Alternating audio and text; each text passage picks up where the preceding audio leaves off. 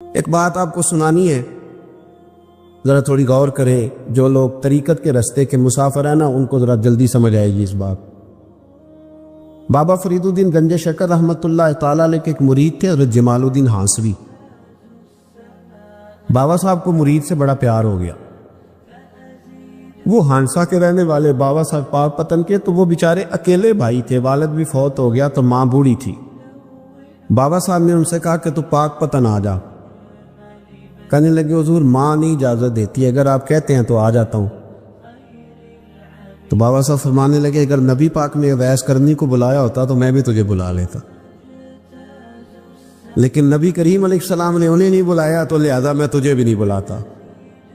لیکن پیار بڑا تھا تو بابا صاحب کہنے لگے چل تو پاک پتن نہیں آتا تو میں تو تیرے گاؤں آ سکتا ہوں۔ 3 سال بابا جی مرید کی خاطر اس کے گاؤں میں چلے گئے۔ ان بھی پیٹو جاندے نے مرید دی خاطر، پر مرید پجاروں والا ہونا چاہیے۔ آخر ہی وہ تے پھر انہوں نے راہ اوکھا لگتا ہے، پھر مشکل ہوتا ہے۔ چلے جاتے ہیں اب بھی چلے جاتے ہیں۔ ماڑا آئے تو انہوں کہنا تو جمعے راتی آئی سویرے 8 بجے، ہاں تو کدھر آ گئے؟ تگڑا آئے تو انہوں کہنے تو بڑی لیٹ آیا، تو تے راتی خواب بھی آیا سویرے۔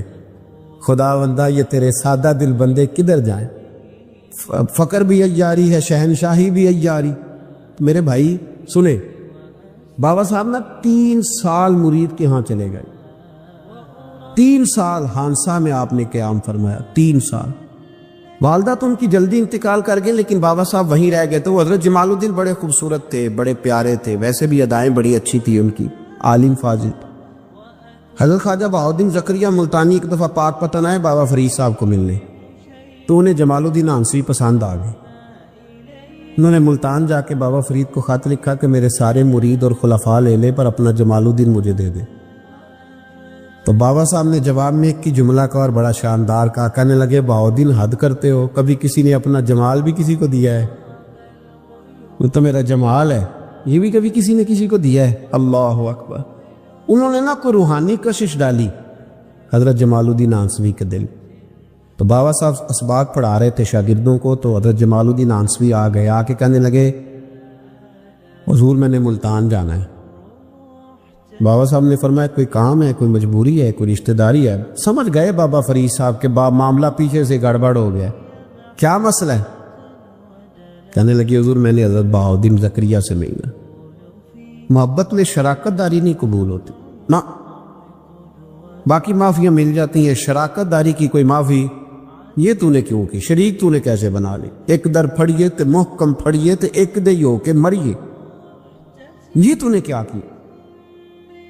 فرمانے لگے اچھا بہاؤالدین زکریا سے ملنا ہے؟ کہا ہاں۔ پیار بڑا تھا بابا صاحب کا خواجہ بہاؤالدین زکریا سے، محبت بڑی تھی۔ فرمایا اچھا میں تیری خاطر یہاں آیا ہوں اور تو نے کوئی قدر ہی نہیں ڈالی، تو کہتے آگے جانا ہے، جا اب تو اسی کے پاس جائے گا۔ حضرت جمال الدین ہانسوی کہتے ہیں میں نکل آیا پر سینے کا نور سارا رخصت ہو، نہ میں ملتان جا سکا اور نہ میں بابا صاحب کا رہ سکا۔ 3 سال ہو گئے معافیاں مانگتے۔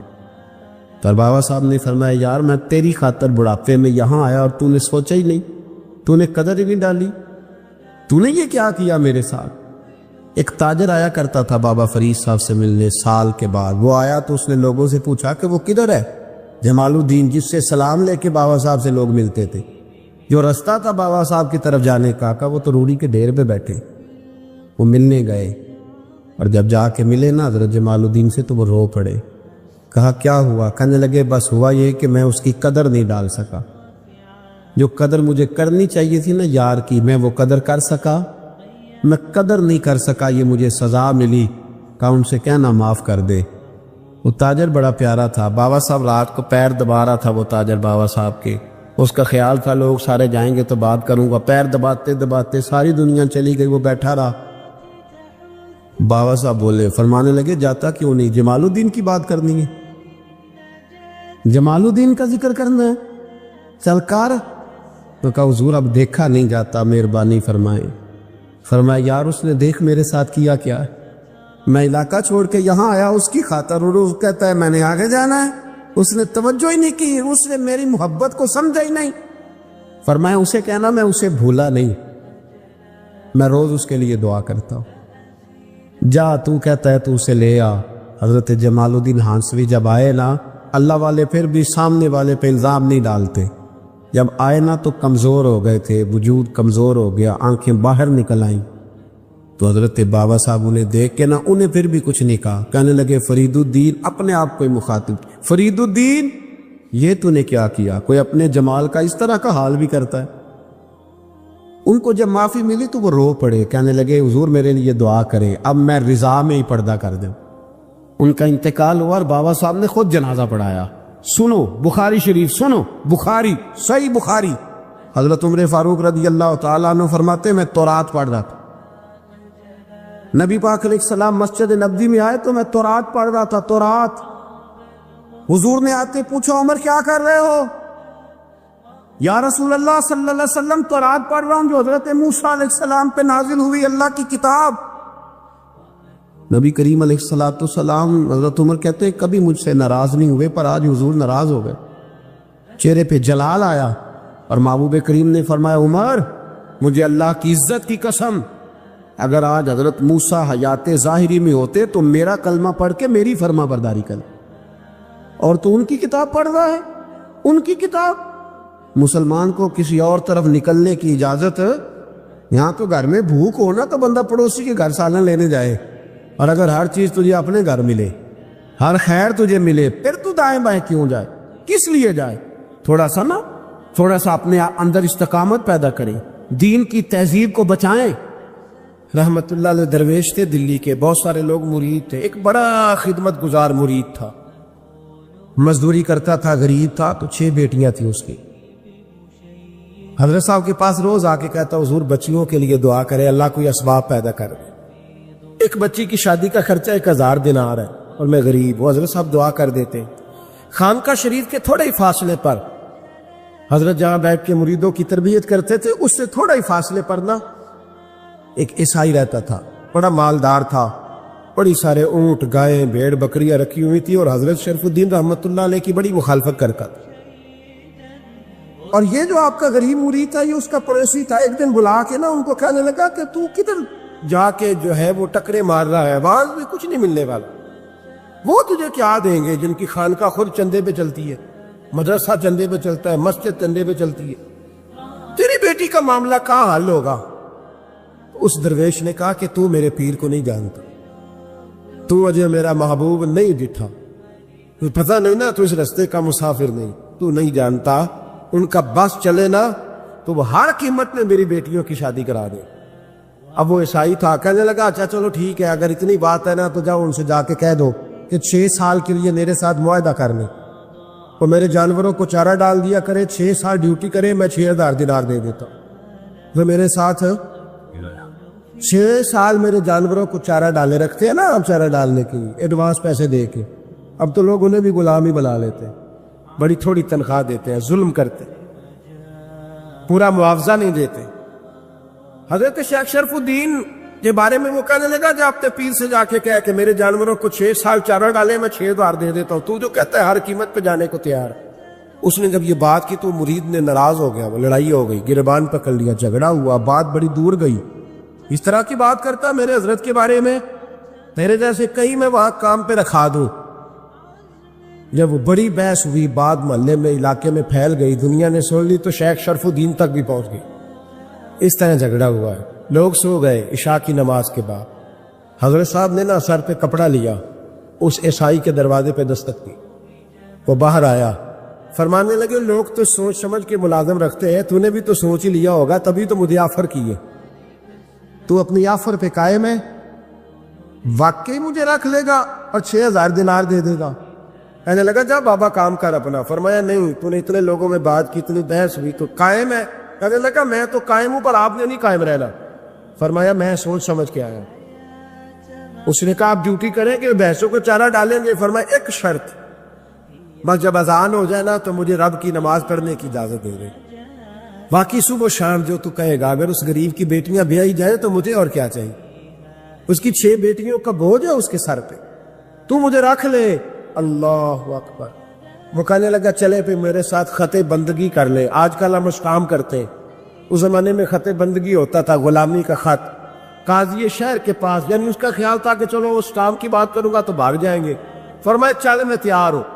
قاضی تک گئے، طے ہو گیا، 6,000 دینار دے دیے۔ حضرت نے مرید کو بلایا، فرمایا پتر یہ لے جا میری بیٹیوں کو روانہ کر دے۔ کہنے لگا حضور یہ کیا کر رہے ہو آپ، کچھ سوچے؟ فرمایا یار جب تجھے بیٹا بنا لیا تو پھر میری پوتیاں تو لگتی ہیں نا، میرا حق تو بنتا ہے نا، جا کے ڈیوٹی کر، ان کو بیاہ دے۔ بات پھیل گئی، بادشاہ بھی عقیدت مند تھا، وہ 12,000 دینار لے کے پہنچا۔ کیا بتاؤ ان رب کے بندوں کا دل کیسا ہوتا ہے، کیا درد ہوتا ہے، کیا رنگ۔ 12,000 دینار لے کے بادشاہ آیا اور آ کے حضرت کو پیش کیے کہ حضور آپ دیں اس عیسائی کو ڈبل دیں اور جائے کام کریں۔ آپ فرمانے لگے تو پیسے دے، شرطیں نہ لگا، میرا جہاں دل کرے گا میں خرچ کروں گا، مجھے تو مزہ ہی اب آنے لگا ہے، ابھی تو لطف آ رہا ہے، ابھی تو ذائقہ آیا ہے کچھ کرنے کو، پیسے دینے ہیں تو دے، پابندی نہ لگا، جہاں میرا دل کرے گا میں۔ اس نے کہا حضور ٹھیک ہے رکھ لے۔ حضرت نے فجر مسجد میں پڑھی، جیب میں 12,000 دینار تھے، اعلان فرمایا بھی کسی اور کی بیٹی بھی بیٹھی ہے تو پیسے میرے پاس ہے۔ وہ 12,000 دینار بھی بانٹ دیا، اور 12,000 دینار بانٹ کے نا تو پھر چلے گئے کھیت میں چارہ کاٹنے۔ اس عیسائی کو کسی نے بتلایا کہ ان کے پاس تو 12,000 آیا ہے پر تجھ سے جان نہیں چھڑائی انہوں نے، وعدہ یہ ہوا تھا کہ 6 دیں گے تو جائیں گے، جب تک دیں گے نہیں تیرے گھر میں کام کریں گے۔ وہ نا چارہ کاٹ رہے تھے، حضرت صاحب تو وہاں پہنچ گیا، دور جا کے کھڑا ہو گیا، کہنے لگا بابا پہلے تو میں نے مسلمانوں کے اخلاق سنے تھے، اب تو میں نے دیکھ بھی لیے، پر یہ بتا جب 12,000 آیا تھا جان کیوں نہیں چھڑائی؟ تو حضرت چارہ کاٹتے کاٹتے رو پڑے، فرمانے لگے تو نہیں نہ جانتا یہ بیٹیاں سانجھی ہوتی ہیں، پتہ نہیں نا، میرے رسول پاک نے تو خاتم تائی کی بیٹی کے سر پہ کپڑا رکھ کے کہا تھا بیٹیاں برابر ہوتی ہیں، تو یہ نہیں پتا جب اس کی 6 بیٹیوں کی شادی ہوئی ہے میرے اندر روحانیت کتنی بڑی ہے۔ فرمایا پھر 12,000 آیا ہے تو 2-4 بچیاں پھر گئی ہیں، یہ نہیں پتا میں اندر سے راضی کتنا ہوں، میں تیری نوکری کرتا رہوں گا، پتہ نہیں اللہ کتنی بیٹیوں کو بیاہ دے گا۔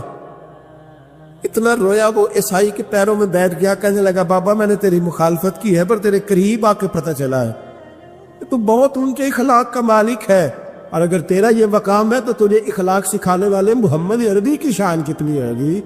امام مالک کے پاس ایک بندہ آیا، اس نے کہا حضور میں درزی ہوں، ایک ظالم بادشاہ مجھ سے کپڑے سلواتا ہے، میں تو ظالموں کا مددگار نہیں نا، ایک ظالم بادشاہ مجھ سے، حضور میں تو مددگار نہیں نا ظالموں کا، جو فرمایا ظالموں کا مددگار بھی ظالم ہوتا ہے، تو کپڑے لے کے آتا ہے میں سی کے دے دیتا ہوں، ذمہ داری نہیں۔ یہ ایک آدمی دکاندار ہے، اس سے کوئی بندہ چیز خریدنے آئے گا تو تھوڑی کہے گا میں نے نہیں دے دی، وہ دے گا۔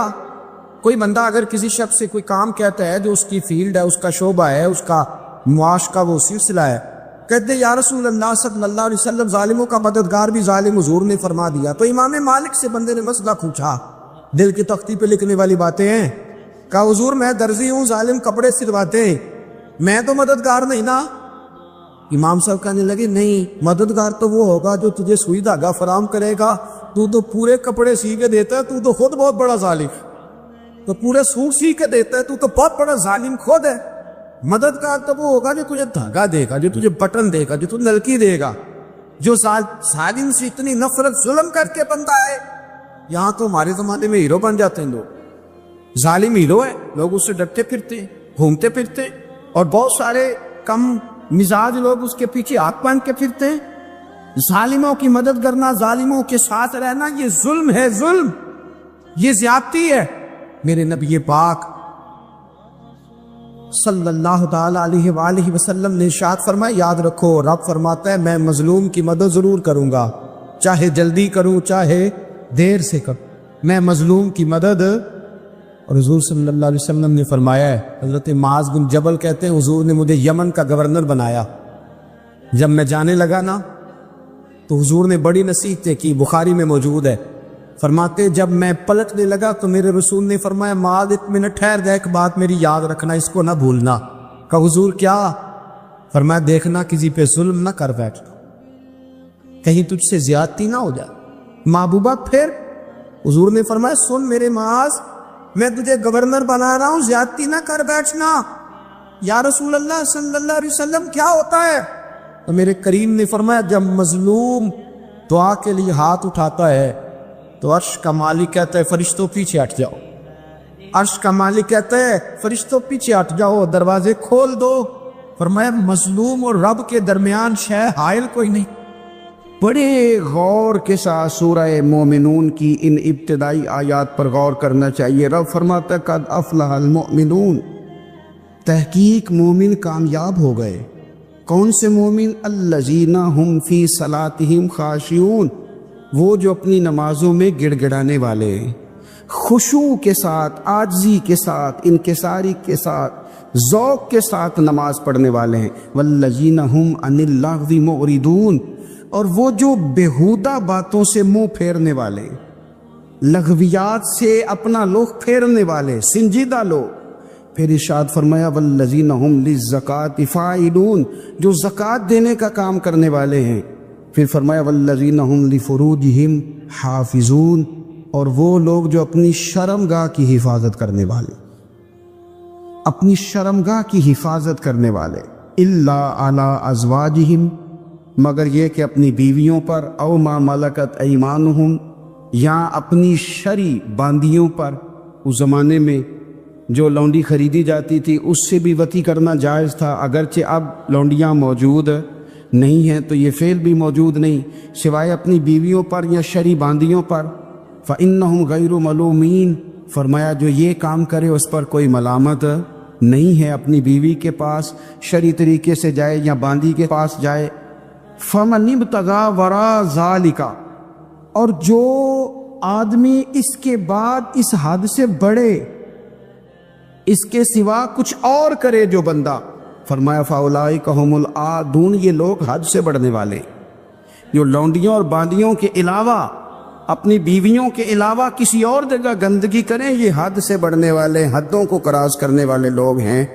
پھر ارشاد فرمایا والذین هم لاماناتہم وعہدہم راعون، اور وہ جو اپنی امانتوں اور اپنے وعدوں کی رعایت کرتے ہیں، امانتیں ادا کرتے ہیں، وعدے پورے کرتے ہیں۔ اور وہ لوگ جو اپنی نمازوں کی حفاظت کرنے والے ہیں، جن میں یہ خوبیاں آ گئیں، میرا رب فرماتا ہے نماز میں خشوع وضو حاصل ہو گیا، فضولیات سے بچ گئے، زکوٰۃ ادا کرنے والے بن گئے، شرمگاہ کی حفاظت کرنے والے بن گئے، امانتیں عہد پورے کرنے والے بن گئے، اپنی نمازوں کے محافظ ہو گئے۔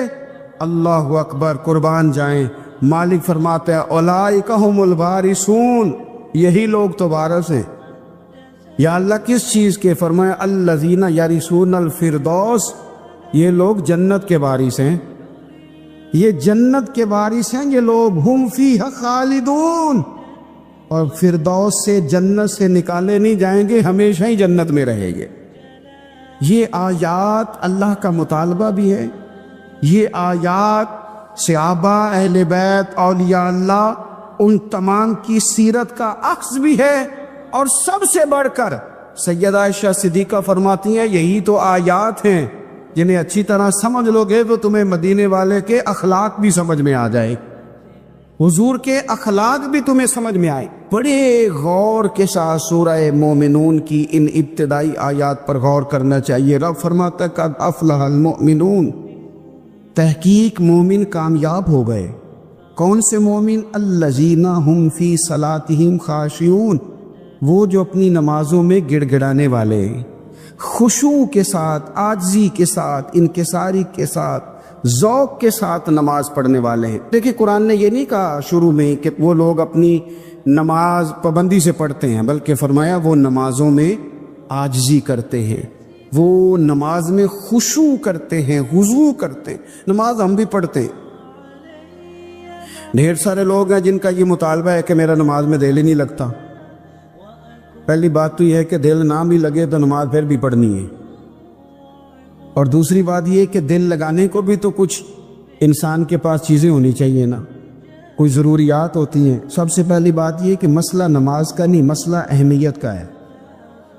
آپ نے اللہ تبارک و تعالیٰ کی ذات کی، رب کریم کے جلالت کی جتنی زیادہ اہمیت اپنے دل میں محسوس کر لی اتنا ہی نماز کی طرف توجہ آپ کی بڑھ جائے گی۔ آپ سادی سی مثال ہے، غور کر لیں، جتنا آپ اپنے استاد کو پروٹوکول دیتے ہیں، جتنی عزت کرتے، اتنا ہی وقت پہ آپ ان کے پاس پہنچ بھی جاتے۔ اگر آپ کے دل میں اہمیت نہیں ہے تو آپ ٹال دیں گے، اور جس استاد کی اہمیت ہے اس کے فون کی گھنٹی بجتے ہی فون بھی اٹھایا جائے گا، اور بات پوری مکمل بھی نہیں ہوگی تو کہا جائے گا جیسے آپ کہیں گے، اور جو وقت وہ دیں گے ان سے 10 منٹ پہلے پہنچنے کی کوشش بھی کی جائے گی۔ بس سمجھ لیں، دل لگنے نہ لگنے کا مسئلہ نہیں، اہمیت کا مسئلہ ہے۔ آپ جتنی اپنے مالک کی بارگاہ کی اہمیت سمجھ لیں گے اتنا ہی وقت پہ مسجد آئے گی، اتنا ہی شوق سے نماز پڑھیں گے۔ دوسری بات، نماز کے ترجمے پہ غور کریں۔ آپ یقین کریں، اگر نماز کا ترجمہ ہمیں آ جائے نا تو ہمیں تو یوں لگے کہ ہم تو اپنے مالک کی بارگاہ میں عرض و معروض کرنے حاضر ہوئے۔ یہ سورہ فاتحہ ہی دیکھ لیں آپ، حضور فرماتے ہیں، رب فرماتا ہے سورۃ فاتحہ آدھی میری ہے آدھی میرے بندے کی ہے۔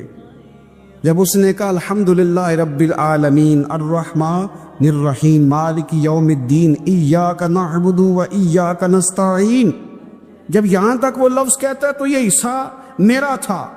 اس نے اپنے رب کی تعریف کی، اور جب کہا نا اس نے اہدنا الصراط المستقیم، اب بندے نے التجائیں شروع کر دی۔ اس نے کہا کہ مالک بھی تو ہے، رحمان بھی تو ہے، رحیم بھی تو ہے، عبادت بھی تیری کرتے ہیں تو مدد بھی تو تجھی سے مانگنی ہے نا، اب مہربانی فرمانا اہدنا الصراط المستقیم، ہمیں سیدھا راستہ دکھا دے، صراط الذین انعمت علیہم، ان لوگوں کا راستہ دکھانا جن پر تو نے انعام کیا ہے، غیر المغضوب علیہم ولا الضالین، ان کے راستے پہ نہ چلانا ان پر تیرا غضب ہوا، جو گمراہ ہو گئے ان کے راستے۔ تو نماز میں جب ترجمے پر آپ کا غور ہوتا ہے تو آپ کا تو دل خود بخود لگ جاتا ہے، شوق پڑ جاتا ہے آپ کا۔ تو اتنی چیزیں ہم زندگی میں یاد کرتے ہیں، تو اگر ترجمہ بھی نماز کا یاد کر لیں اور پھر شوق سے پڑھیں تو آپ یقین کریں طبیعت کھنچی چلی آئے گی۔ ہمارے ہاں کچھ لوگ نماز پڑھتے ہیں پر بڑی لاپرواہی سے پڑھتے ہیں، کبھی ادھر دیکھتے ہیں کبھی ادھر دیکھتے ہیں، کبھی بال سہلاتے ہیں۔ اور میں نے دیکھا ہے سجدے جا رہے ہیں تو سیانے سیانے بندے کبھی کپڑے کو چھیڑ رہے ہیں کبھی جگہ کو چھیڑ رہے ہیں۔ میرے نبی کریم صلی اللہ تعالی علیہ وسلم نے فرمایا ان لوگوں کا کیا حال ہے جو اپنی نماز میں نظریں آسمان کی طرف اٹھاتے ہیں، رکوع سے اٹھے تو اوپر دیکھنا شروع کر دیا، کیا حال ہے ان کا۔ اور پھر حضور نے ایک موقع پر تو سختی فرمائی، فرمایا جو نماز پڑھتے اپنی نظریں آسمان کی طرف اٹھاتا ہے وہ باز آ جائے، ورنہ ایسا نہ ہو کہ رب اس کی آنکھیں ہی چھین لے، وہ باز آ جائے اس کام سے۔ خشوع کے ساتھ نماز پڑھے، عاجزی کے ساتھ نماز پڑھے، اس کا دل لگا ہوا ہو نماز کے اندر۔ میرے نبی پاک صلی اللہ تعالی علیہ وآلہ وسلم کے غلام حضرت انس بن مالک رضی اللہ تعالی عنہ فرماتے کہ رسول پاک صلی اللہ علیہ وسلم نے مجھ سے فرمایا تھا کہ بیٹے نماز میں ادھر ادھر دیکھنے سے بچو، کیونکہ فرمایا نماز میں ادھر ادھر توجہ کرنا یہ بندے کو ہلاک کر دیتا ہے، ہلاکت ہے اس میں اگر تم نے ادھر ادھر توجہ کی۔ نماز تم مالک کی بارگاہ میں کھڑے ہو اور تم دیکھ ادھر ادھر رہے ہو، تو ایک تو نماز عاجزی کے ساتھ۔ پھر فرمایا والذین ہم عن اللغو معرضون، وہ لوگ جو فضول باتوں سے لغویات سے اپنا منہ پھیر لیتے ہیں، فضولیات سے۔ ہمارے ہاں نا بہت سارے لوگ ایسے ہیں کہ بلا وجہ ان چیزوں میں دلچسپی لیتے ہیں جو ان کے مطلب کی نہیں ہے، ان کے مطلب کی مطلب آپ کسی سے ملنے کہتے کیا حال ہے، ٹھیک ہے جی، بچوں کا کیا حال ہے، ٹھیک ہے، بچے کتنے ہیں؟ تو بھئی آپ کو جب پتہ ہی نہیں تھا کتنے ہیں تو حال کیوں پوچھا آپ نے؟ آپ کرتے کیا ہیں؟ آپ کا بڑا بھائی کیا کرتا ہے، چھوٹا بھائی کیا کرتا ہے، ابا جی کیا کرتے ہیں؟ بھئی آپ کے مطلب کی بات نہیں، آپ مطلب کی مقصد کی بات کریں، بے مقصد باتوں میں الجھنے کی ضرورت نہیں ہے۔ دیکھیں اپنا ادارہ میں چلاتا ہوں، اپنا گھر آپ چلاتے، اپنی ڈیوٹی آپ کرتے، آپ کو زیادہ بہتر پتہ ہے کہ آپ اپنا گھر کیسے چلا رہے ہیں، مجھے زیادہ بہتر پتہ ہے کہ میں مدرسہ مسجد، مجھے زیادہ بہتر پتہ ہے اس کے اندر کون سی اصطلاح کس طرح کرنی ہے، یہ مجھ سے زیادہ بہتر کوئی بندہ جانتا نہیں۔ اب ہم کیا کرتے ہیں، جب ہم دوسرے کے کام میں مداخلت کرتے ہیں تو دو نقصان ہوتے ہیں، ایک تو اس کے ساتھ ہمارا رائے کا اختلاف ہو جاتا ہے، اور دوسرا ہمارے اپنے بہت سارے کام رہ جاتے ہیں، کیونکہ ہماری توجہ دوسرے کی جانب تھی، اپنے بڑے سارے کام رہ جاتے۔ اس لیے بہت ساری ایسی چیزیں ہیں جن میں بلا وجہ کوئی مقصد نہیں۔ ہم پرانے لوگوں سے باتیں سنا کرتے تھے، ہمارے بزرگ کہا کرتے تھے جڑے پنڈ جانا نہیں، جڑے پنڈ جانا نہیں وہ راہ پوچھنے دی کی لغویات میں نہ الجھے، فضولیات میں نہ الجھے، یعنی ٹو میں رہنا، ٹو میں۔ آپ یقین کریں میں نے پرسنلی طور پہ اس چیز کو محسوس کیا ہے کہ ہمارے بہت سارے اہم حقوق صرف اس لیے مس ہوتے کہ ہماری اپنے سے زیادہ توجہ سامنے والے پہ ہوتے، سامنے والے۔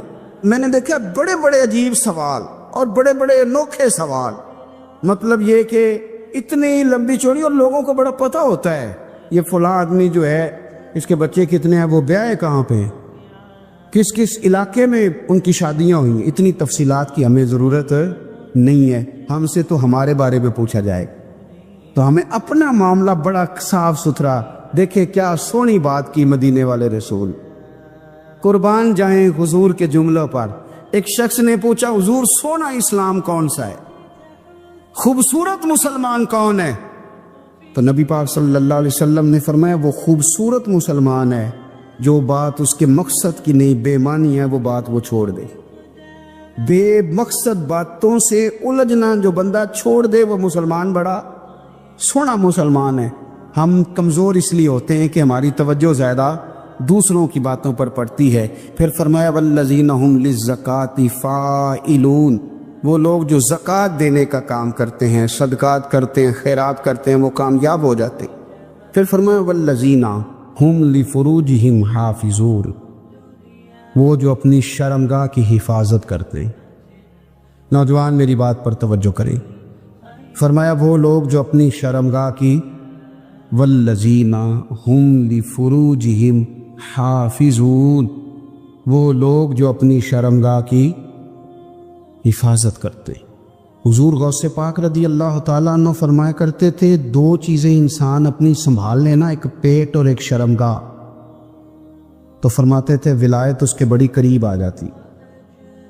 ہم نہ ان لذات میں الجھ جاتے۔ سیانے سیانے بندے روٹی کمر سیدھی کرنے کے لیے کھانی چاہیے، زبان کے ذائقے کے لیے نہیں کھانی چاہیے۔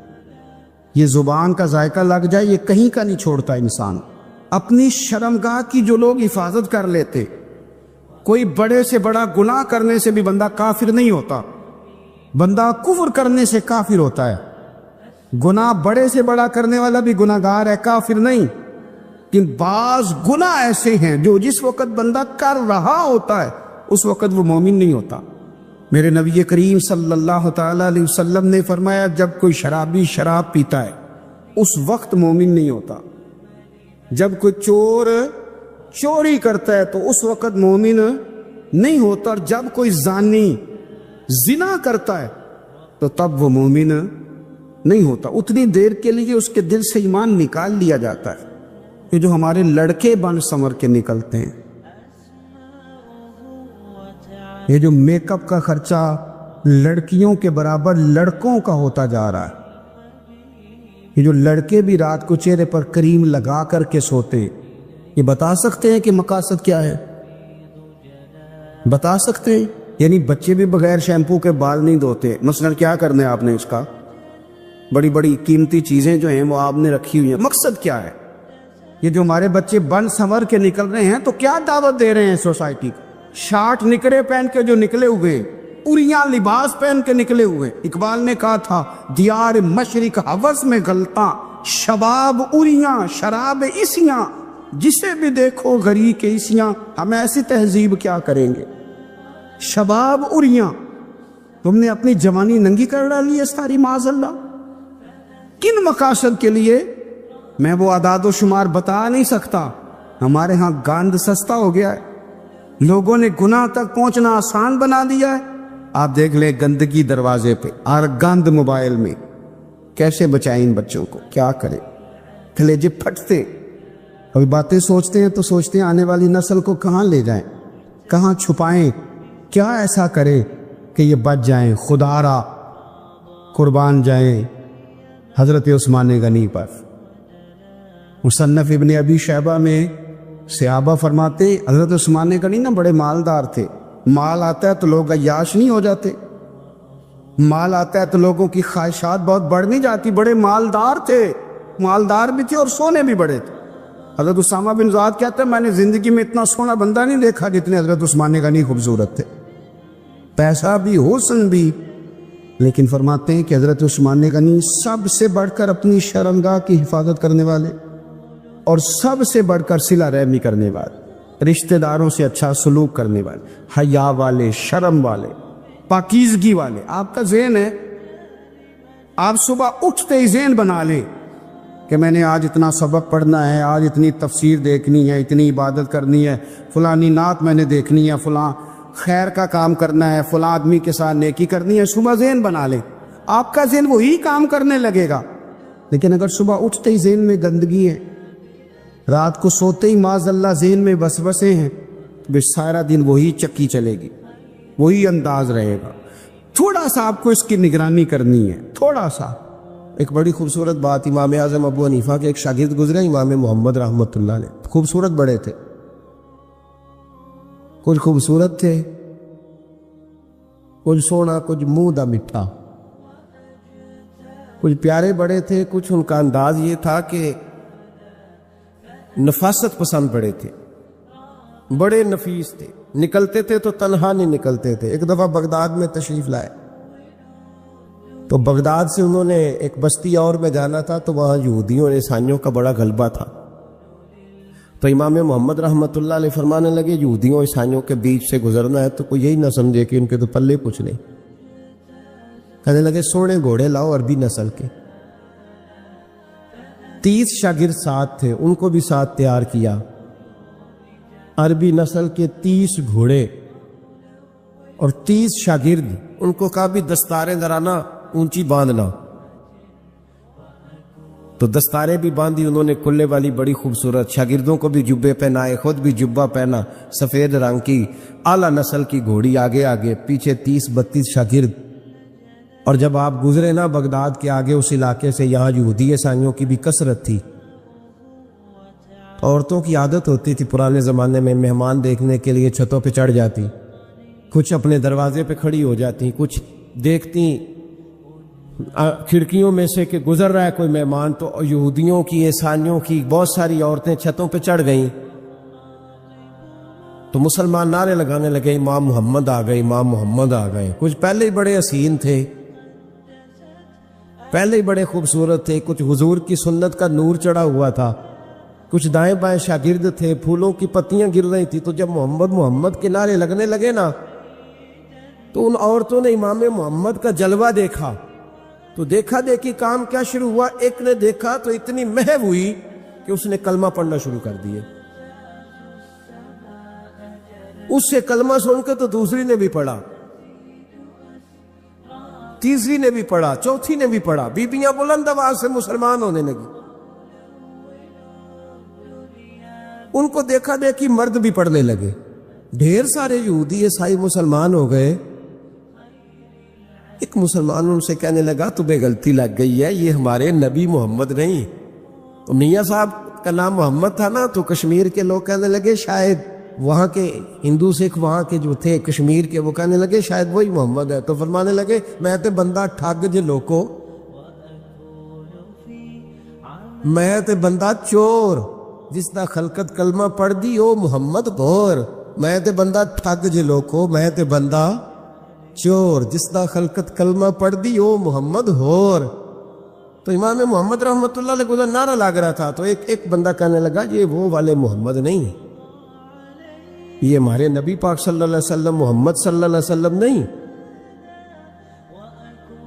یہ وہ نہیں, یہ تو ہمارے ایک امام ہے امام محمد, وہ والے نہیں. اب وہ کچھ لوگ چپ تھے, کچھ سوچ رہے تھے, کچھ بات کر رہے تھے. تو ایک بوڑھی اماں اپنے انداز میں بیچ میں سے بولی, کہنے لگی چل بیٹا چھوڑ, ہمیں پڑھنے دے کلمہ. اگر مسلمانوں کے چھوٹے سے محمد کا یہ حال ہے تو بڑے محمد کا کیا حال. پڑھنے دے ہمیں کلمہ, یہ حال ہے ان کے غلاموں کا تو سرکار کا عالم کیا ہو. تو امام محمد کی چال نکلی بتانا یہ چاہ رہا تھا کہ امام محمد رحمۃ اللہ علیہ سے ایک بندے نے ایک دفعہ مسئلہ پوچھا. اس نے کہا حضرت صاحب میں گیا تھا منڈی, وہاں سے لایا ہوں ایک ٹوکری آم کی اور ایک ٹوکری سیب کی, ہمارے یہاں کا کریٹ کہتے ہیں اس کو, تو میں وہ لے کے آیا ہوں.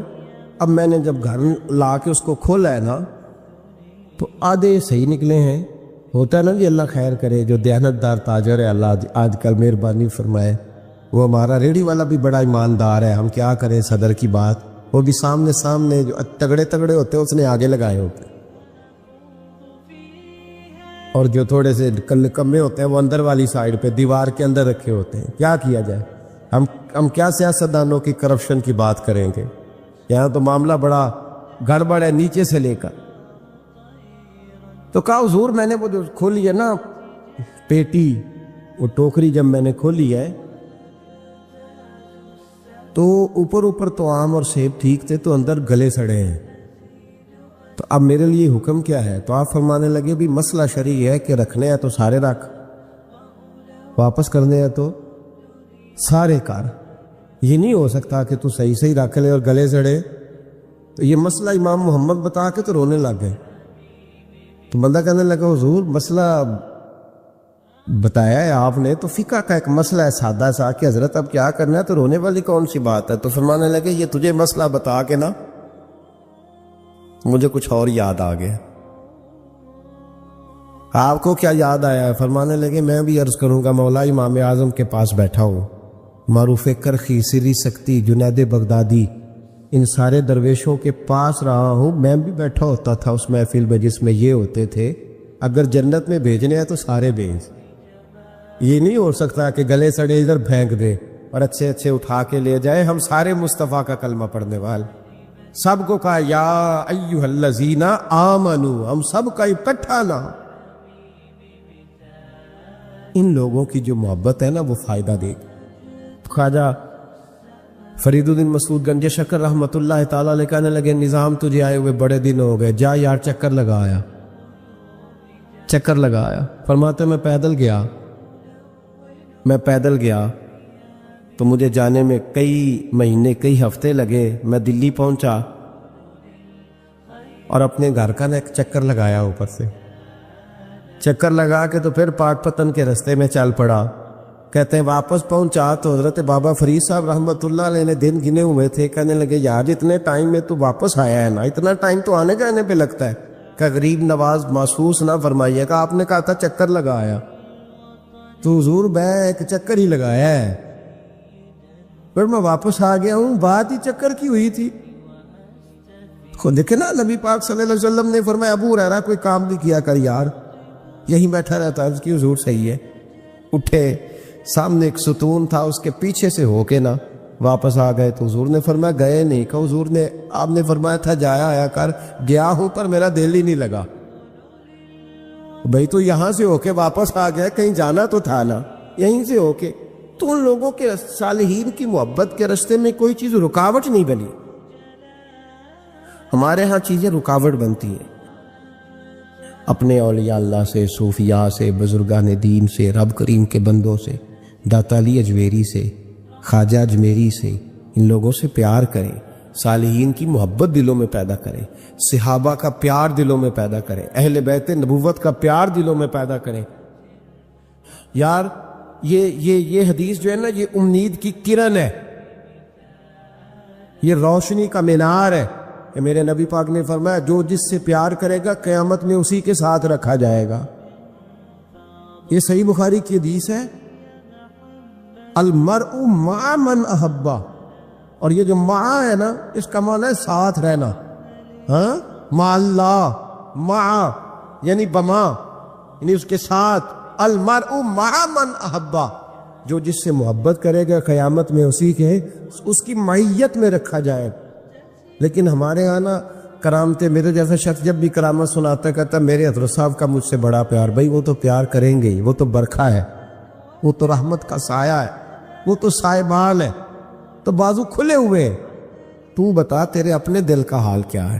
حضرت حرم بن حیان رحمت اللہ تعالیٰ علیہ فرماتے میں حضرت اویس کرنی کو ڈھونڈنے چل پڑا.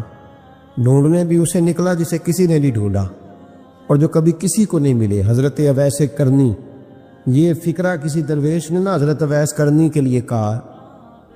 یہ فکرہ پورا فیٹ انہیں پہ آتا ہے. اسی کسی دے کچھ نہیں جلگ دے تے نہ کوئی ساڈا دردی، کوئی جرانہ نہیں، کوئی دوستانہ نہیں.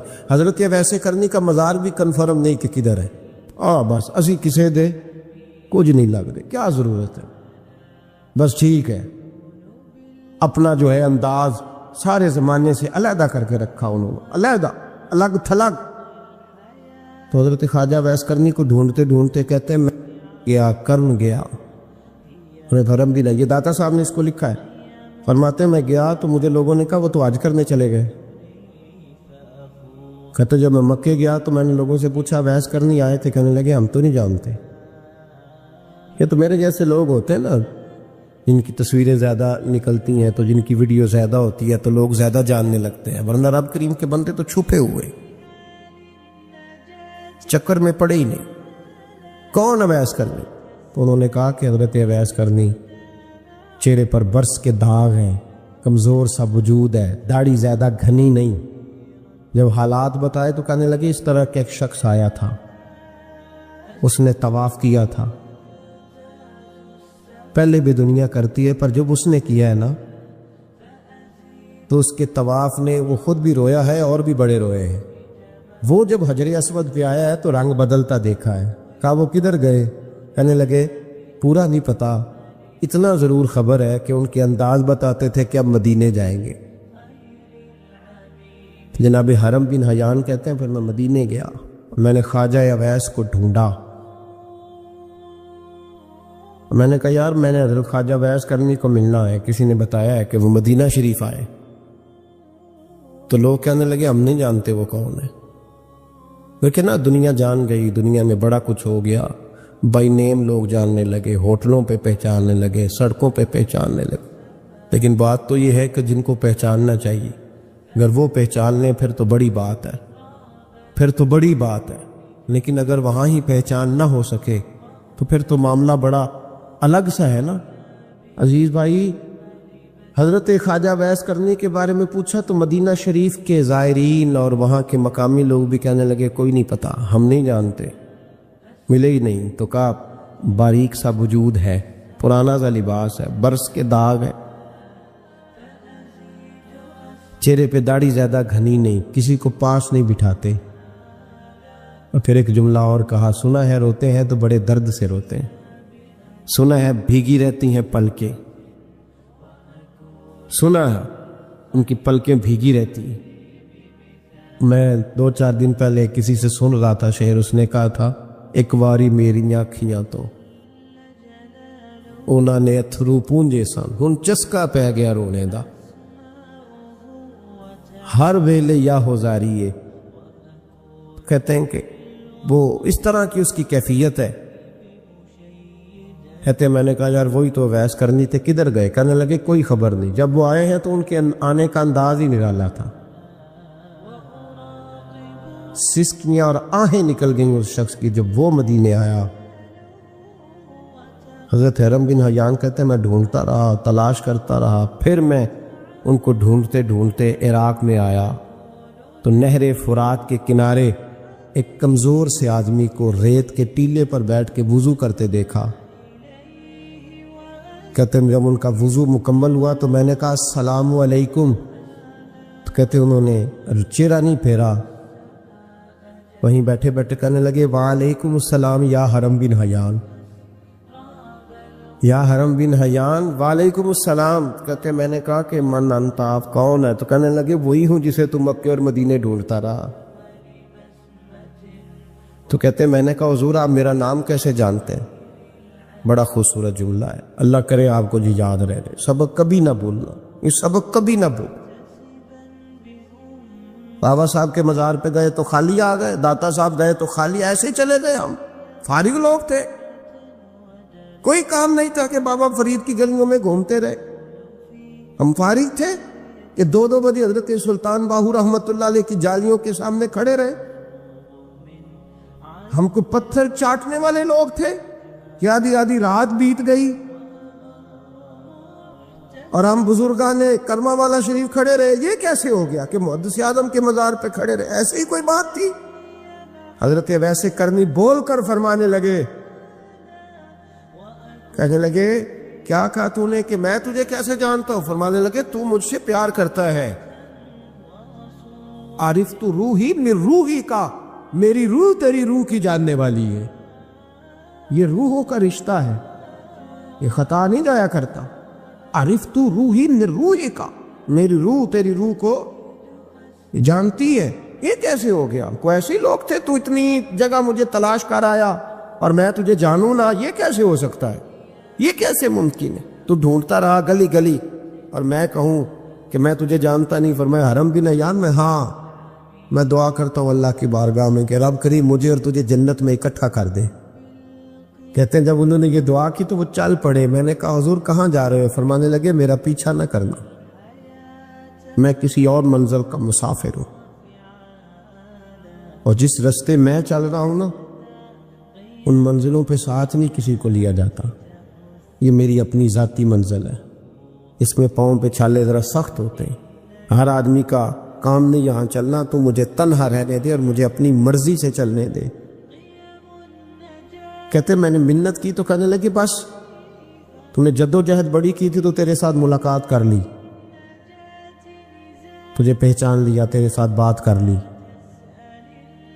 ورنہ میں کہہ چکا ہوں اسی کسے دے کچھ نہیں لگ دے. اسی لیے میں نے حضرت غالباً امام شورانی رحمۃ اللہ علیہ کے حوالے سے پڑھا ہے کہ قیامت کے دن جب حضرت ویسے کرنی جنت میں جائیں گے تو ممکن ہے اس وقت بھی لوگوں کو دیدار نہ کرایا جائے،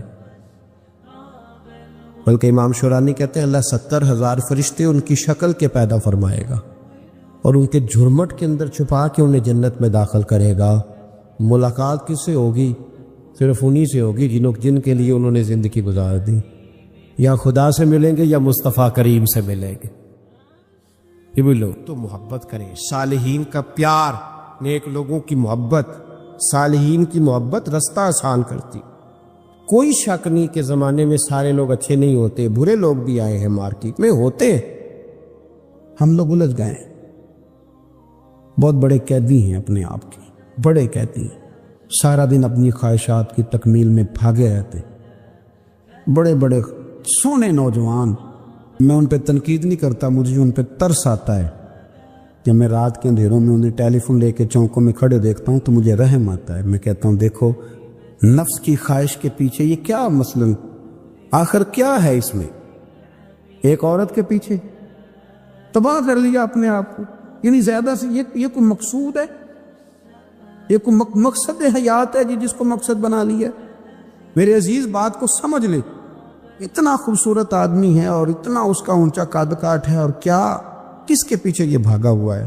بڑا سمجھدار، دانشور، عقل مند آدمی، ذی روح بندہ، لیکن اس کا سٹیٹس آپ یہ ملاحظہ کریں کہ وہ 20-40 ہزار کی خاطر جھوٹ بولتا ہے، دھوکہ دیتا ہے، فریب اور فراڈ کرتا ہے. ہم اپنی نفسانی خواہشات کے پیچھے اس طرح بھاگتے ہیں کہ ہم اصل سے رہ جاتے ہیں. میری باتوں کی سمجھ آ رہی ہے آپ حضرات؟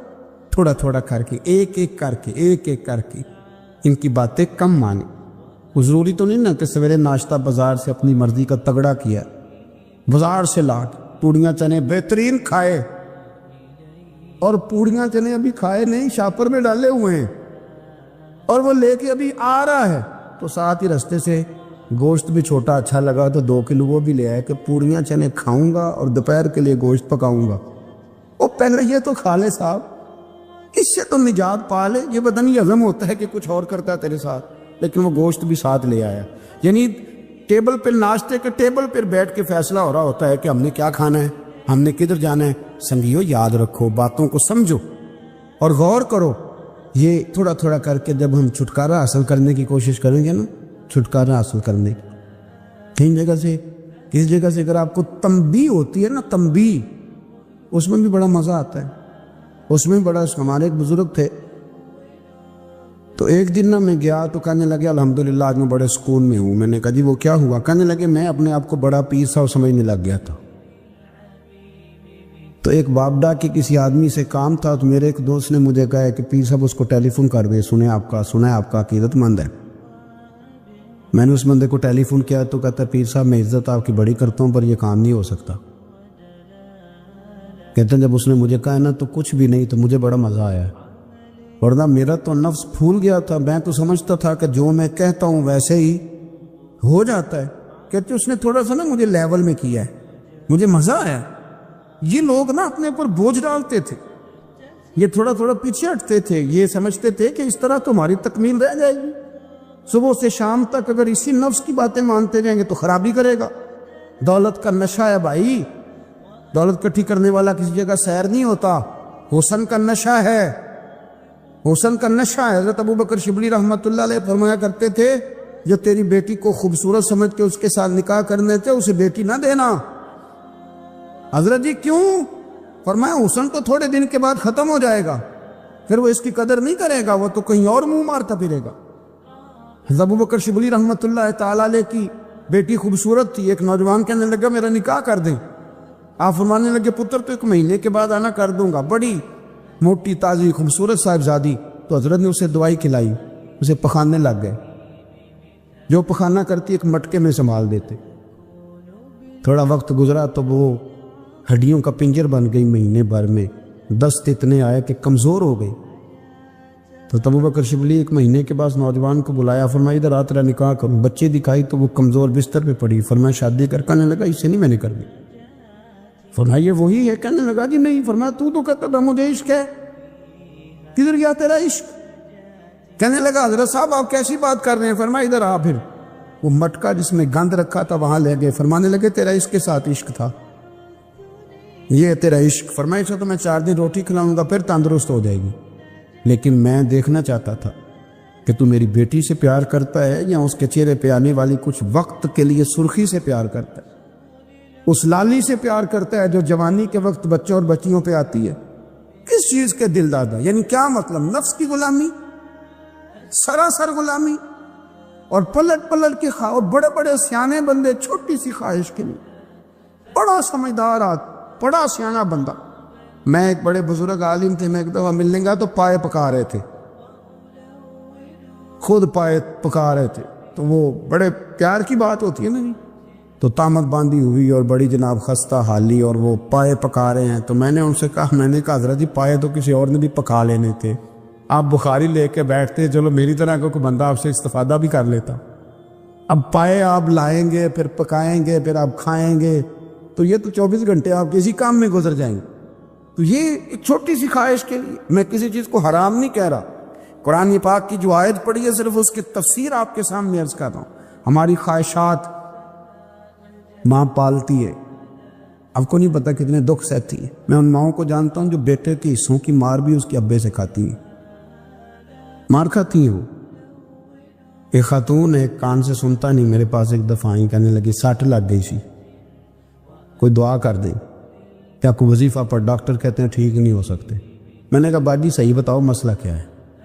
کہنے نہیں کچھ بھی نہیں، مسئلہ کیا ہونا ہے، پتر غلط نکل آیا ہے، اس کا باپ روز مارتا ہے، آج میں آدھی گئی ہوں تو اس نے ایک تھپڑ میرے کان پہ مار دیے، پردہ پھٹ گیا۔ مائیں مار کھاتی ہیں، لیکن وہ پتر جس کو بڑی محنت سے پالا ہے وہ جوان ہوتا ہے تو اماں سے کہتا ہے تجھے چھوڑ دینا ہے، پر جس لڑکی سے میرا ٹیلی فون پہ رابطہ ہے اسے نہیں میں نے چھوڑنا، وہ نہیں چھوڑ سکتی، ہر شے کچل جاتا ہے وہ۔ اماں کبھی لیٹ کے رات کو سوچتی ہے کہ یہ تو میری کل کمائی تھی، میں تو آج اس کے حصے کے تھپڑ اپنی گالوں پہ برداشت کر رہی ہوں، تو یہ کدھر گیا؟ اردشیر نام کا بادشاہ تھا، حضرت محدث ابن الجوزی آج سے کچھ 700 سال پہلے لکھتے۔ اردشیر بادشاہ بڑا خوبصورت تھا، جوان تھا، بڑا عقل مند تھا، اس نے اس طرح کی قریب قریب کی ساری ریاستوں پہ قبضہ کر لیا، بڑا عقل مند زیرک تھا، قبضہ ہو گیا۔ ایک بادشاہ بڑا سخت تھا، اس کے ساتھ جب پنجہ آزمائی ہوئی تو اردشیر کہتا ہے اس پہ میرا قبضہ نہیں ہو رہا تھا، اور جب ہم نے ساری ریاستوں نے مل کے اس پر حملہ کیا تو ایک قلعے کے اندر قلعہ بند ہو گیا۔ اردشیر بڑا خوبصورت آدمی تھا، بڑا سمجھدار تھا، تو وہ بادشاہ قلعہ بند ہو گیا، اس نے کہا نکلنا ہی نہیں، اب وہ اندر بند ہے، یک بارگی حملہ کیا تو وہ بڑا بڑا قلعہ تھا اس میں بند ہو گیا۔ اس بادشاہ کی نا جس پر حملہ کیا، اس کی بیٹی اچانک ایک دن قلعے کی دیوار پہ چڑھی تو اردشیر کے حسن و جمال کو دیکھا تو عاشق ہو گئی، اور اپنے ہی باپ کے خلاف اسے کہنے لگی کہ اگر تو میرے ساتھ شادی کا وعدہ کرے نا تو میں تجھے رستہ بتاتی ہوں حملہ کرنے کا۔ اس نے کہا میرا وعدہ رہا، تو رستہ بتا۔ اس نے رستہ بتایا اس لڑکی نے، اور بادشاہ نے حملہ کیا تو اس کا باپ قتل کیا، اس علاقے پہ قبضہ کیا شادی کے وعدے پر۔ ہاں نفسانی خواہش بندے کو اندھا کر دیتی، نہیں سمجھ آتی اس کو میں کدھر جانا ہے، اندھا کر دیتی۔ حملہ کیا، اور جب اس لڑکی کو لے کے آیا نا اپنے محل میں، تو پہلے دن شادی کی پہلی رات تھی، تو بستر بچھایا کنیز نے، تو وہ کبھی کروٹ ادھر بدلتی کبھی ادھر بدلتی، تو بادشاہ کہنے لگا کیا ہے؟ کہنے لگی بستر میں کچھ ہے، مجھے تکلیف دے رہی۔ اس نے چراغ جلائے اور جب بستر اٹھایا تو ایک اتنا سا دھاگا نکلا۔ دھاگے سے عموماً تکلیف نہیں ہوتی، تو اس نے کہا تو اتنی نرم و نازک ہے کہ دھاگا؟ کہنے لگی میرا باپ نا میرے ساتھ اتنا پیار کرتا تھا کہ روز میرا بستر بھی خود بچھاتا تھا، اور اس نے آلہ رکھا ہوا تھا، وہ ناپتا تھا کہ کوئی پایا اونچا نیچا تو نہیں، میری بیٹی کا بیلنس سوتے وقت خراب نہ ہو جائے، اور میرے لیے گوشت اور کپڑے بھی خود پسند کر کے لاتا تھا، کھانے پینے کا خود خیال کرتا تھا۔ اردشیر کہنے لگا اچھا وہ اتنا پیار کرتا تھا، اور پھر تو نے اس کے ساتھ کیا کیا؟ کہنے لگا بلاؤ کنیزوں کو بلایا، فرمایا اس کو اٹھاؤ اور جلاد کے پاس لے جاؤ، اسے کہو کہ اس کے بال ایک گھوڑے کے ساتھ باندھے، پیر دوسرے گھوڑے کے ساتھ باندھے، اور ایک گھوڑا ادھر بھگا دے کدھر بھگا دے۔ یہ جس کے باپ نے اتنا پیار کیا، یہ نفس کی اتنی غلام ہے کہ اس کی وفادار نہیں رہی تو میری وفادار کیسے بنے؟ اس نے اتنے نازوں سے پالا کہ دھاگا اسے برداشت نہیں۔ او یارو یاد رکھو، اگر نفس کی غلامی کرو اور بڑے بڑے وفاداروں کو چھوڑ کے غلامی کرو تو پھر کہو وفادار مل جائیں، کوئی بول لڑا نہ بول بیٹھی۔ ہوں دے خصم ناراض بڑ بولیاں دے، کہاں سر کھائے تے بول بول ٹھنڈ پائے، بڑے فرق نہیں سجنا بولیاں دے، جڑیاں خصماں دی وچ رضا وسن، بھاگ جاگ جاندے انہاں گولیاں دے۔ آپ ادلیاں نو سردار پین تکے تے شرما والیاں نو جھوٹے ڈولیاں دے۔ اپنے نفس کے پیچھے چلو گے تو یہ تباہی ہے۔ جب ہم نے کسی سے وفا نہیں کی تو یہ کیا امید ہوئی کہ دنیا ہم سے وفا کرے گی؟ اللہ رسول کی مرضی کے مطابق اصول پسند زندگی بنائیں، ایک ایک کر کے اپنی خواہشات سے پیچھے ہٹیں، تھوڑے پہ گزارا کرنا سیکھیں، اپنے نفس کو سمجھائیں۔ ضروری نہیں کہ روٹی ہر وقت مزے کے لیے کھائی جائے، کبھی کمر سیدھی کرنے کے لیے خشک روٹی بھی کھا کے دیکھو، کبھی سادہ کھانا اس پہ بھی اکتفا کرو، کبھی تھوڑا کھر کے اچھے طریقے سے سادے کمرے میں بھی اللہ کو یاد کر کے دیکھو۔ نفس کے پیچھے نہ بھاگیے گا، تباہی کرے گا۔ فرمایا خواہشوں کے پیچھے نہ چلنا، تمہیں اللہ کے راستے سے بہکا دیں گی، اور فرمایا بے شک ان کے لیے سخت عذاب ہے جو اللہ کے راستے سے بہک گئے۔ اور کیوں سخت عذاب ہے؟ اس لیے کہ انہوں نے آخرت کے دن کو بھلا دیا، آخرت کا دن بھلا دیا، پیچھے کا خواہشوں کے پیچھے نہ چلنا، تمہیں اللہ کا راستہ بھلا دیں گی۔ مفہوم آیت یہ ہوا، قرآن نے ہمیں ارشاد یہ فرمایا کہ خواہشات نفس کے پیچھے چلو گے آخرت کو بھول جاؤ، تمہارے ذہن میں یہ بات نہیں رہے گی کہ میں نے مرنا بھی ہے۔ پھر لوگ معاذ اللہ ثم معاذ اللہ یہ کہیں گے کہ بھائی یہاں جینے دو نا، پھر آگے جائیں گے تو دیکھی جائے گی۔ لوگ بھول گئے مرنے کو۔ ہماری ساری جدوجہد زندہ رہنے کے لیے ہے، ساری 60-70 سال کے لیے سارا کچھ ہے۔ آپ دیکھ لیں، ٹٹول لیں کسی بندے کو، صرف جتنی محنت کر رہا ہے وہ جینے کے لیے کر رہا ہے۔ رب قریب کے بندے جتنی محنت کرتے تھے مرنے کے لیے کرتے تھے، مرنے کے لیے کوشش کرتے تھے کہ مر جانا ہے، اس کے لیے جدوجہد۔ ہم جتنی جدوجہد کر رہے ہیں ساری جینے کے لیے، جینے کے لیے۔ میرے رسول کریم صلی اللہ تعالیٰ علیہ وسلم کا ایک فرمان ہے مسند امام احمد بن حنبل میں، اور بڑا نرالا، بڑا انوکھا اور بڑا معنی خیز ہے۔ حضور سید عالم صلی اللہ تعالیٰ علیہ وسلم نے فرمایا بڑا بیوقوف ہے وہ شخص، ذرا ترتیب دیکھیے، حضور کی زبان سے نکلے ہوئے حکمت کے موتی، مسند امام احمد بن حنبل۔ فرمایا وہ بڑا بیوقوف بندہ ہے جو چلتا اپنی خواہشات نفس کے پیچھے ہے اور امید یہ رکھتا ہے کہ رب مجھے آخرت میں انعام عطا کرے گا۔ چلتا کس کے پیچھے ہے؟ خواہش کے پیچھے، اور کہتا یہ ہے کہ اللہ مجھے قیامت میں انعام دے گا، تو انعام تو اسے دیا جاتا ہے نا جو محنت کرتا ہے۔ دیکھیں نا، جس کا منہ پنڈی کی طرف ہے تو پنڈی وہ پہنچے گا کہ وہ جس کا منہ پنڈی کی طرف ہے وہ لاہور پہنچ جائے گا۔ منہ پنڈی کی طرف کرنا اور خواہش لاہور کی رکھنا، منہ کر لینا لاہور کی طرف اور خواہش پنڈی کی رکھنا، تو میاں یہ تو نہیں نہ ہوگا۔ پیچھے جو تلے خواہشات نفسانیہ کے ہمارے ہاں نا بہت بڑا رٹا ہے۔ آپ یقین کریں، میں اکثر کہتا ہوں، میں یہ کہا کرتا ہوں کہ ہمیں نا اپنی مرضی کا سارا کچھ چاہیے، اپنی مرضی کا، اور سارا کچھ۔ ابا جی بھی اپنی مرضی کے، بچے بھی، استاد بھی، پیر صاحب بھی، پیر صاحب بھی یعنی میری مرضی کے ہونے چاہیے۔ بھائی وہ پیر صاحب ہے یا تو اس طرح کرنا کہ خود پیر بن جا، وہ بھی میری مرضی کا، ہر شے میری مرضی کی۔ بلکہ قرآن مجید کے 13ویں پارے میں تو رب فرماتا ہے لوگوں نے نفس کی خواہش کو خدا بنا لیا ہے،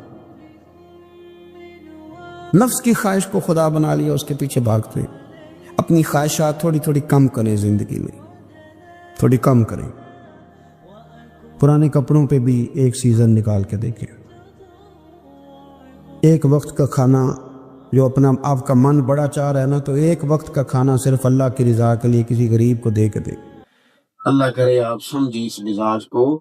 فرمایا پڑھیے، اور پڑھیے اپنے رب کے نام سے، اس رب کے نام سے پڑھیے جس نے پیدا کیا۔ اقرا، پڑھو۔ سب سے پہلا کام اور سب سے پہلی وحی۔ آپ بیٹھ جائیں جی جلدی سے، مشورہ نہ کریں، جلدی سے بیٹھ جائیں گے جو سامنے کھڑے، مشورہ نہیں کریں۔ آپ بھی بیٹھ جائیں جو سامنے کھڑے، مہربانی آپ بھی بیٹھ جاؤ بھائی۔ فوٹو کا بھی ثواب ہی نہیں بتایا کسی مفتی نے، میری تو خواہش تھی بتا دیتے کچھ، آتے چلو کچھ، مہربانی کریں، اتنا سر پہ نہ سوار کریں ان چیزوں کو۔ بات سنیں آپ عزیز بھائی، سب سے پہلی بات یہ کی گئی کہ پڑھو۔ معنی کیا ہے؟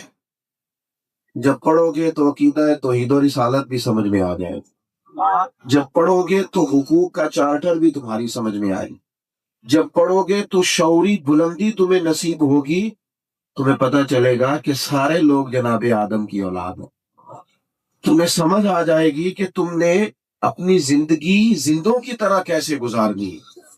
تعلیم سجا دیتی ہے، سنوار دیتی ہے، نکھار دیتی ہے، عاجزی پیدا کرتی ہے۔ سب سے بڑا فائدہ پتہ کیا کرتی ہے تعلیم؟ انسان کو انسان کے مقصد سے آگاہ کر دیتی ہے۔ ڈھیر سارے لوگ آپ کو دنیا میں ملیں گے، مقصد ہی کوئی نہیں جینے کا، پتہ ہی کیوں نہیں کیوں بیٹھے ہیں، کیوں آئے ہیں، کیوں جا رہے ہیں، آخر وجہ کیا ہے، کس لیے ہم صبح سے شام تک سفر میں ہیں، صبح سے شام تک پتہ ہی کوئی نہیں۔ ابھی کچھ عرصہ پہلے کی بات ہے، بڑا قیمتی جوان، پڑھا لکھا، گاڑیاں، بنگلے، عہدہ اور ڈھیر ساری چیزیں، خودکشی کر لی معاذ اللہ۔ کیوں؟ اس لیے کہ آسانیاں تو تھیں، آسانیوں سے جیا نہیں جا سکتا، آسانیوں سے جن کے پاس بڑی آسانیاں ہیں، نکل جاؤ جا کے یورپ کی وادیاں دیکھو معاذ اللہ، ہفتے کی رات نشہ کر کے سوتے، معاذ اللہ ثم معاذ اللہ، آسانیاں ہیں، مقصد ہی کوئی نہیں۔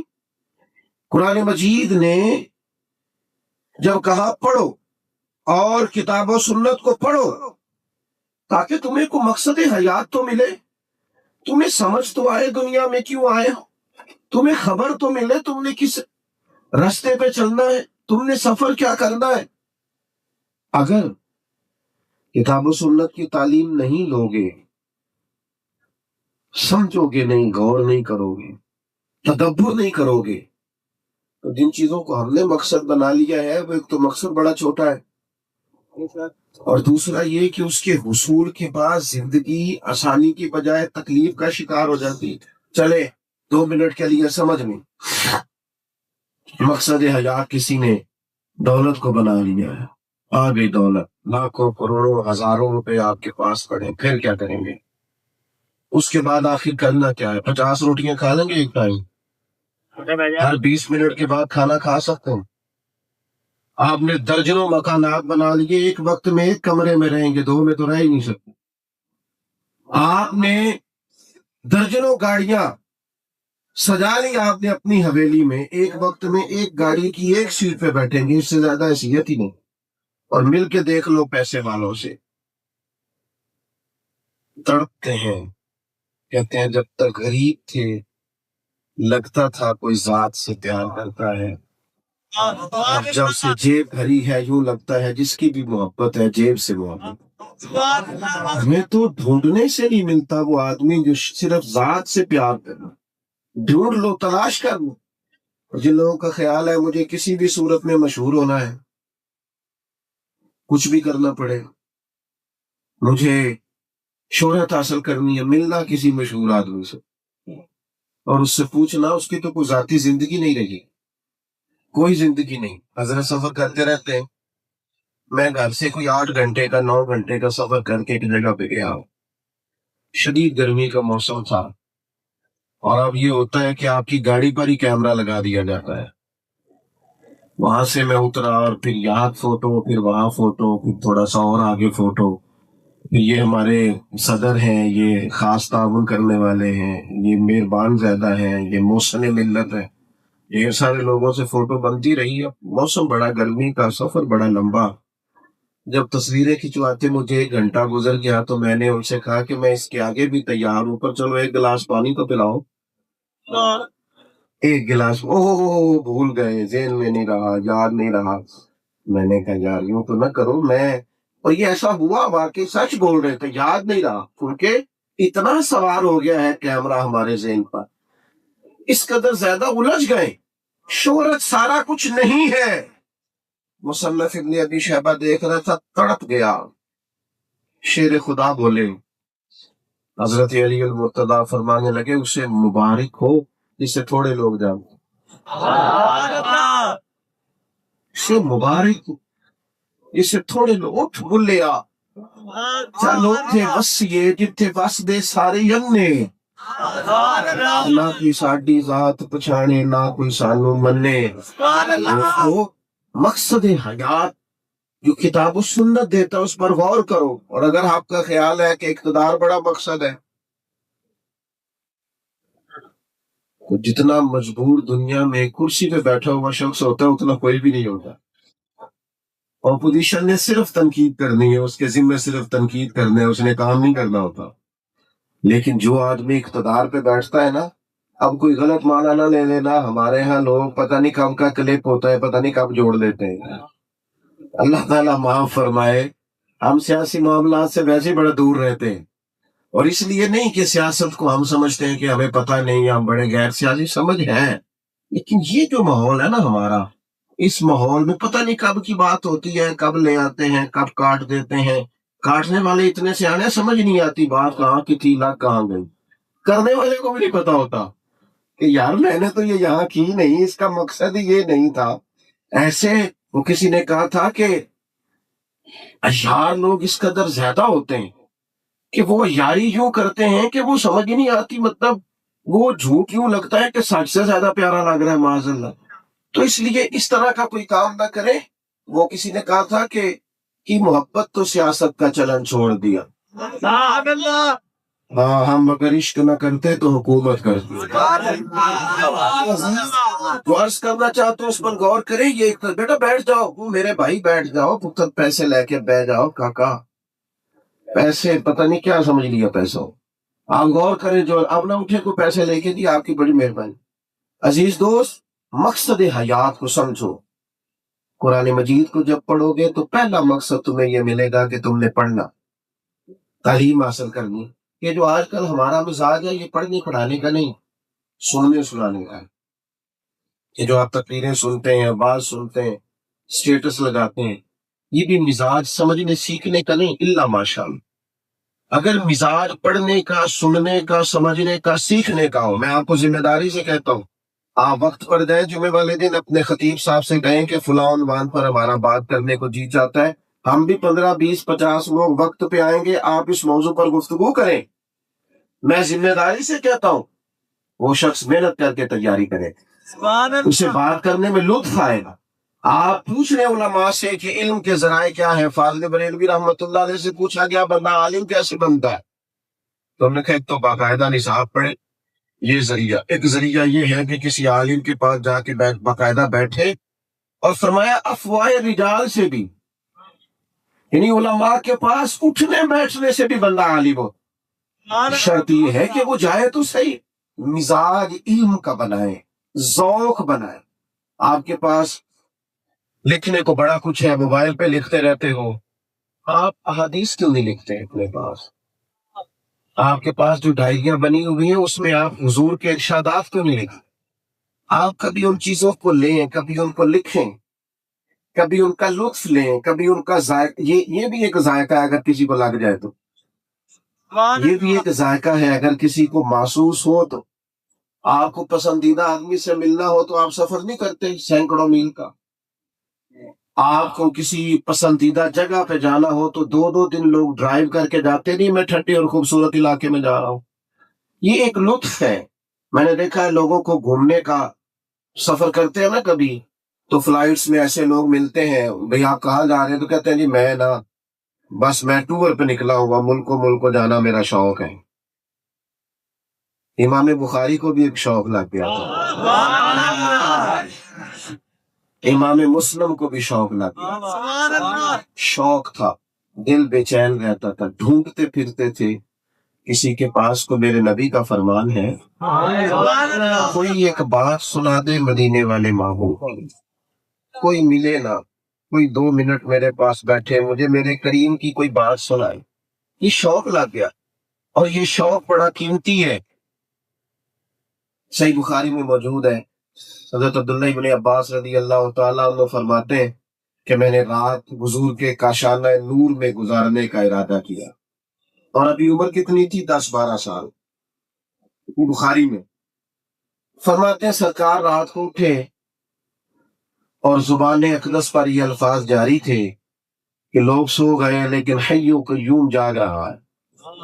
حضور مشکیزے کی طرف بڑے، وضو فرمایا، مصلی بچھایا، کہتے ہیں میں تو پہلے سے تیار تھا۔ اب جو 2 آدمی جب جماعت کرائے نا، 2 آدمی، آپ کی توجہ ہے میری بات؟ مجھے آپ کی گرمی کا احساس ہے، میں تو پہلے تقریر چھوٹی کرتا ہوں، اب آپ کو دیکھ کے وہ چھوٹی کروں، کوشش کروں گا ایک ہی آنسو میں کہہ جاؤں گا میں دل، طوفان بیدا لانے سے بھی ہے چشم فائدہ، روش کی کافی ہے اگر اثر کروں۔ فرماتا اب مسئلہ یہ ہے، یہاں علماء مفتیان بیٹھے، مسئلہ یہ ہے کہ 2 آدمی جب جماعت کرائے نا تو دوسرا آدمی جو کھڑا ہوگا تو وہ امام کے سیدھی سائیڈ پہ تھوڑا سا پیچھے ہٹ کے، سیدھی سائیڈ ساتھ کھڑا ہوگا، تھوڑا سا پیچھے۔ حضرت عبداللہ ابن عباس کہتے ہیں نماز کا وقت ہوا تو میں نا محبوب کے پیچھے ہو کے کھڑا ہو گیا، وہی سائیڈ، حضور جماعت کے ساتھ پڑھ لوں نماز۔ کہتے ہیں دوران نماز ہی سرکار نے مجھے پکڑ کے نا تو سیدھی سائیڈ پہ اپنے قریب کیا۔ یہ منظر کبھی آپ دیکھیں۔ فرماتے ہیں میں بھی دوران نماز ہی پھر پیچھے چلا گیا، نماز پڑھا کے میں تیار بیٹھا، بھول گیا یعنی سب سوم سلاتا ایک کو یار دا فکر پہ آئی۔ فرماتے ہیں محبوب نے نا 2-3 دفعہ مجھے پکڑا اور حضور سیدھی طرف لائے، لیکن میں پھر پیچھے ہو جاتا۔ تکمیل نماز پر محبوب نے میری طرف توجہ کی اور حضور فرمانے لگے وہ میاں، وہ لڑکے، میں نے جب آپ کو 2-3 دفعہ یہاں کھڑا کیا تو پیچھے کیوں جاتے تھے؟ تو یہ 10-12 سال کی عمر میں جواب دیکھو، یہ انہی لوگوں کی بارگاہ سے تمہیں میسر آئے گا جنہوں نے علم پڑھا ہے، پر ذرا عشق اور محبت میں گوند گوند کے پڑھا ہے۔ ذرا کوئی ایسا شخص تھا پیچھے حضرت محدث اعظم کی طرح جو پڑھاتے بھی تھے اور روتے بھی تھے، جو پڑھاتے بھی تھے اور درد بھی تقسیم کرتے۔ فرماتے محبوب کریم علیہ السلام فرمانے لگے میں جب تمہیں کھڑا کرتا تھا تو ادھر کیوں جاتے تھے؟ تو یہ 10-12 سال کے بچے کا جواب سنو، عرض کرنے لگے یا رسول اللہ اب میری جرت تو نہیں نا کہ اللہ کے حبیب کے برابر میں کھڑا ہو جائے۔ اب فرماتے حضور راضی ہوئے میری بات پر اور مجھے دعا دی۔ دعا کیا دی؟ اے اللہ اسے دین کی سمجھ عطا فرما، کتاب و سنت کا فہم عطا فرما۔ بہت بڑی دعا تھی حضرت عبداللہ ابن عباس، اللہ دین بہت بڑی دعا تھی۔ تو چاہیے تھا نا وہ خاموشی سے گھر بیٹھتے اور فرماتے کہ مجھے دعا مل گئی ہے، اب تو علم لدنی کا دروازہ بھی کھلے گا، جس طرح آج کل سارے پیروں کے بچوں کے لیے کھلا ہوا ہے۔ اللہ ماشاء اللہ سب کو فیض ہی فیض ہے، اور ہر جگہ سے ہے، تو کہتے ہیں بس نظر بڑی ہے۔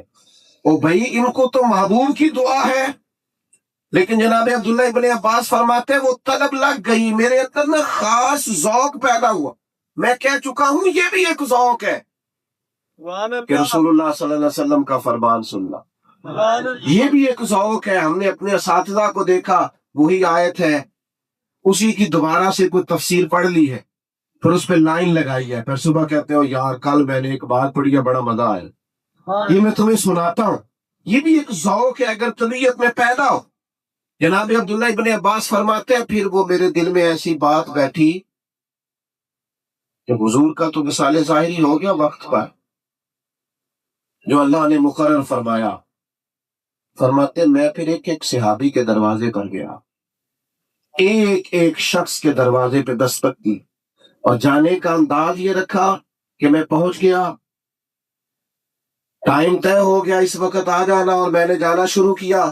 لیکن اب جب میں گیا تو اپنے گھر میں آرام کر رہے، تو میں نے پھر استاد کا دروازے پہ دوبارہ دستک نہیں دی، چونکہ ہو گیا تھا کہ مجھے اتنے وقت پہ آنا ہے۔ فرماتے ہیں میں بیٹھ جاتا اور انتظار کرتا کہ استاد صاحب جب اپنی مرضی سے باہر آئیں گے نا۔ فرماتے ہیں حضرت ابی بن کعب کا دروازہ مدینہ شریف کے صحرا میں کھلتا تھا، اور کیفیت یہ ہوتی تھی کہ میں لیٹ جاتا انتظار کر کر کے، اور جب ٹھنڈی ہوائیں مدینہ چوم کے گزرتا، ریت اڑتی تو میرے بالوں میں پڑ جاتی۔ وہ جب باہر تشریف لاتے تو کہتے ہو محبوب کے چچا صاحب آپ نے بتایا کیوں نہیں میں باہر آ جاتا؟ تو فرماتا نہیں، ہمیں سکھایا گیا ہے کہ علماء کا ادب کیسے کرنا، ہمیں سکھایا گیا۔ عزیز دوستو، شوق علم کا، میں اپنے نوجوانوں کو جانتا ہوں، یونیورسٹی میں پڑھتے ہیں، کالج میں پڑھتے ہیں، کسی دنیاوی ادارے سے وابستہ ہے، لیکن میں نے ڈھیر سارے نوجوانوں سے ملاقات کی ہے، بڑا شوق ہے ان کے دل میں کہ وہ قرآن پاک کو سیکھیں۔ ہاں طلب رکھتے ہیں کہ نبی کریم علیہ السلام کی احادیث مبارکہ کا مطالعہ کریں، وہ ذوق رکھتے ہیں، ان کی طبیعت چاہتی ہے کہ وہ دین کی گہرائی میں اتریں، گہرائی سے کتاب و سنت پڑھیں۔ لیکن بعض لوگ نا زندگی بھر فیصلہ نہیں کر پاتے، تھوڑا سا فیصلہ کریں، کسی عالم کے حضور حاضر ہو جائیں، تھوڑا سا وقت لیں۔ ہمارے ایک عالم تھے لاہور میں، تو وہ ان سے کچھ شخص کہتا نا کہ حضرت میں نے پڑھنا ہے، آپ کے پاس کب آ جاؤں؟ غالباً مولانا عبد الغفور صاحب رحمۃ اللہ علیہ ان کا نام تھا، لنڈے بازار والے۔ حضرت میں کس وقت میں پڑھنا چاہتا ہوں، کب آؤں؟ وہ کچھ لوگوں کو پڑھانے کا بھی تو بڑا شوق ہوتا ہے نا، فرماتے جس وقت تو آئے گا میں اسی وقت ہی پڑھا دوں گا، تو بڑا پتا تو کب آ سکتا ہے، میں وقت نکالوں گا، میں پڑھاؤں گا۔ میرے عزیز اپنی زندگی میں شوق لائیں، اور میں آپ سے عرض کروں کتاب و سنت کا علم طبیعت میں ٹھہراؤ بڑا پیدا ہے، بردباری بڑی لاتے، یہ جو میرا اور آپ کا دور ہے یہ وسوسوں کا دور ہے، اس میں الجھے خیالات، بکھری بکھری سوچیں، بندہ صبح کچھ سوچتا ہے، دوپہر کچھ سوچتا ہے، ہر طرف وسوسوں کا غلبہ۔ دوستو یاد رکھنا، کتاب و سنت پڑھو گے طبیعت میں ٹھہراؤ آئے گا، اطمینان آئے، قرار آئے گا، سکون آئے گا۔ آپ محسوس کریں گے کہ ذہن پر جو سوالات ابھر سکتے تھے ان سب کے جواب قرآن مجید نے، احادیث مبارکہ نے ہمیں دے دیے۔ اطمینان قلبی، انشراح صدر، یہ علماء کے پاس بیٹھنے سے نصیب ہوتا۔ ہم نے یہ دیکھا ہے، کم آمدن ہے، چھوٹے مکان میں عالم کا وقت گزرتا ہے، بہت بڑے شیخ ہیں، بہت زیادہ شہرت نہیں ہے، لیکن طبیعت کے اندر جو اطمینان پایا جاتا ہے وہ بلا کا ہے، جو قرار پایا جاتا ہے وہ بلا کا ہے، جو ٹھہراؤ ہے۔ میں نے ماضی قریب کے چند بزرگوں کو دیکھا، ہمارے شہر میں حضرت مولانا ابو داؤد محمد صادق صاحب رحمۃ اللہ علیہ تھے، حضرت کے شیخ کی میں نے زیارت کی، حضرت مولانا عبدالرشید صاحب رحمۃ اللہ علیہ، ان کے معاصرین میں حضرت مولانا فیض احمد صاحب اویسی رحمۃ اللہ علیہ۔ میں نے ان لوگوں کو دیکھا، ان کے پاس بیٹھنے کا موقع ملا، کبھی چند دنوں کے لیے بھی کسی سرکاری عہدے پہ نہیں گئے، بہت لمبی چوڑی گاڑیاں نے، بہت لمبے چوڑے محلات میں، اور میں کھو جاتا تھا کبھی کبھی ان لوگوں کو دیکھ کر کے حالات بدل گئے، لوگوں کے ذہن بدل گئے، نئی نئی جہتیں اور نئے نئے عنوانات لوگوں نے قائم کری، مختلف دلائل کی روشنی میں عقائد و نظریات کے معاملے میں لوگوں نے معاذ اللہ کمزوری کی باتیں شروع کر دی، لیکن ان لوگوں کی مسجدوں کی چھتیں کچی رہیں، عقیدے ہمیشہ پکے رہے۔ ایسا انشراح صدر، طبیعتوں میں ایسا ٹھہراؤ، مزاج کے اندر ایسی وزاداری، اتنا مرضی طوفان آیا وہ گزر گیا، لیکن طبیعت ہے کہ یوں کھڑی ہے۔ وہ کسی نے کہا تھا کہ ہم درختوں کو کہاں آتا ہے ہجرت کرنا، تم پرندے ہو شجر چھوڑ کے جا سکتے ہو، کھڑے رہے میدانوں میں، کھڑے رہے، کوئی ہوا آئی کوئی پرواہ ہی نہیں۔ یہ انشراح صدر پیدا ہوتا ہے طبیعت میں، وہ آپ کو مقصد ملے گا کتاب و سنت سے۔ اور میں آپ کی خدمت میں عرض کروں دوسرا بڑا کام کہ آپ کی طبیعت میں ٹھہراؤ پیدا ہو۔ اور تیسری بات، انسان جب اپنے آپ سے آگاہ ہو جاتا ہے نا، تھوڑا سا بے نیاز ہو جاتا ہے۔ یہ جب اپنے آپ سے تعارف رکھتا ہے نا، میرے آنے پہ آپ نے بڑے نعرے لگائے اور یہ بزرگوں نے میرے سے بڑی محبت کی، لیکن من آنب کے من دانو، پتہ سارا ہے سردار دو کی تجھا۔ جب آپ اپنے آپ سے آگاہ ہوتے ہیں نا، اپنے آپ سے، یہ قرآن و سنت کا علم آپ کو وہاں کھڑا کرتا ہے۔ جب آپ اپنے آپ سے آگاہ ہوتے ہیں نا، تو آپ کسی غلط فہمی کا شکار نہیں ہوتے۔ آپ کی طبیعت کبھی آپ کو اس طرف مائل نہیں کرتی کہ مستند ہے میرا فرمایا ہو۔ آپ اپنے کتاب و سنت کی روشنی میں آپ اپنے لیے رستے بناتے ہیں، آپ کمزور نہیں پڑتے۔ آج جو انا کی جنگ ہے نا، بے تحاشا، یہ بھی صرف اس صورت میں ہے کہ جب ہم آگاہ نہیں ہیں اپنے آپ سے۔ اگر ہم آگاہ ہو جائیں نا، بخاری میں موجود ہے، حضرت سیدنا ابو ذر غفاری رضی اللہ تعالیٰ عنہ نے اسی طرح کا لباس پہنا تھا جس طرح کا ان کے غلام نے پہنا۔ اچھا، آج جو بڑی ہیومن رائٹس کی بات کرتے ہیں نا، انسانی بنیادی بڑی بات کریں گے، بڑے بڑے لمبے لیکچر دیں گے، اس بندے کو آپ تھوڑا سا ریڈ کریں جو کہہ رہا ہے انسانی حقوق بڑے ہونے چاہیے، بڑی عظیم الشان تقریر کر رہا ہے اور زبردست، وہ کہتا ہے یہ میرے پاس چارٹر ہے، یہ میں نے ورک پالیسی بنائی، یہ اس ترتیب سے ہم لوگوں کو، آپ اسی بندے کو ریڈ کریں، وہ بیچارہ اتنا کمزور آپ کو نظر آئے گا کہ اپنی گاڑی کا دروازہ بھی خود بند نہیں کرتا۔ 4 پیسے آ گئے ہیں اب ڈرائیور رکھنے کے، تو اس کی خواہش ہے دروازہ بھی یہی کھولے، اور تقریریں ہو رہی ہیں انسانی حقوق پر، بات ہو رہی ہے انسانی۔ مجھے ایک بات معذرت کے ساتھ یہاں یہ بھی کرنی پڑے گی، اگر کسی جگہ خان کا نسل میں بھی آپ کو کوئی ایسی صورت نظر آتی ہے نا، وہ بھی قابل اصلاح ہے، وہ بھی قابل اصلاح ہے۔ یعنی مرید اگر غریب آ گیا ہے تو پھر آپ کا لہجہ اور ہے، اور اگر وہ تگڑا آ گیا ہے تو پھر آپ خود جانا، آپ اس کو لینے جا رہے ہیں دروازے پہ اور چھوڑنے جا رہے ہیں۔ یہ معیار بھی درویشوں کا مقرر کردہ نہیں ہے، یہ بھی معیار درویشوں کا بنایا ہوا نہیں ہے۔ دولت دے کے آپ عزت کریں گے؟ حضرت ابو ذر غفاری رضی اللہ تعالیٰ عنہ فرماتے ہیں کسی بات میں شکر رنجی ہو گئی تھی میری سیدنا بلال سے۔ اب یہ کتنے بڑے آدمی، بظاہر اور جناب بلال، تو کہتے ہیں میں نے حضرت بلال کو کوئی بات کر دی، محبوب تک بات پہنچی، تو حضور کا سمجھانے کا طریقہ یہ تھا کہ بائی نیم بات نہیں کرتے تھے، مطلقاً بات، لوگوں کو کیا ہو گیا، یہ انداز تھا۔ فرماتے ہیں نبی کریم علیہ الصلوۃ والسلام نے منبر پر جلوہ فراز ہو کر فرمایا لوگوں کو کیا ہو گیا، وہ برادریزم کی باتیں جو میں نے اپنے قدموں تلے رون ڈالی، آج بھی لوگ وہی بات کرتے ہیں۔ حضور فرمانے لگے یہ ذرا غور کیجئے گا بات پر، یہ چند روایات ملا کے عرض کر رہا ہوں اور ساری سیاستہ میں موجود ہے. یہ لفظ اور جگہ بھی آپ کو مل جائیں گے. محبوب نے فرمایا تمہارے غلام تمہارے بھائی ہیں. جو خود کھانا انہیں بھی کھلانا، جو خود پہننا. یہ تجربہ کریں آج آپ. وہ بڑے سے بڑا آدمی یوں کرتا ہے کہ اسی قیمت کے کپڑے اس کے غلام نے بھی پہنے ہوں جو اس نے پہنے. چلو وزیروں کو چھوڑو، پیروں کو دیکھ لو، انہی کو دیکھ لو. فرمایا تمہارے غلام تمہارے بھائی ہیں. جو خود کھانا انہیں کھلانا، جو خود پہننا. حضرت ابو ذر غفاری فرماتے ہیں معافی بھی مانگی اور وطیرہ بھی بنا لیا کہ جو کریم نے فرمایا وہ کریں گے. یہ کتاب و سنت کا علم یہ شعور دیتا ہے آپ کو، یہاں تک آپ کے لیول کو بلند کرتا ہے کہ انسانیت آپ کی نظر میں کتنی بڑی ہو جاتی ہے. حضرت ابو ذر غفاری نکلے، بخاری میں موجود ہے، جس طرح کا لباس انہوں نے پہنا ہوا تھا ان کے غلام نے بھی اسی طرح کا پہنا. تو ایک شخص نے سوال کھڑا کر دیا، یہ ہوتا نہیں تھا، یہ بے موسم پھل تھا. ایک شخص نے سوال کھڑا کیا تھا جناب حد ہو گئی، اس ماحول میں بھی آپ کا یہ رویہ ہے کہ وہی لباس پہننا ہے جو آپ کے غلام نے پہنا ہے.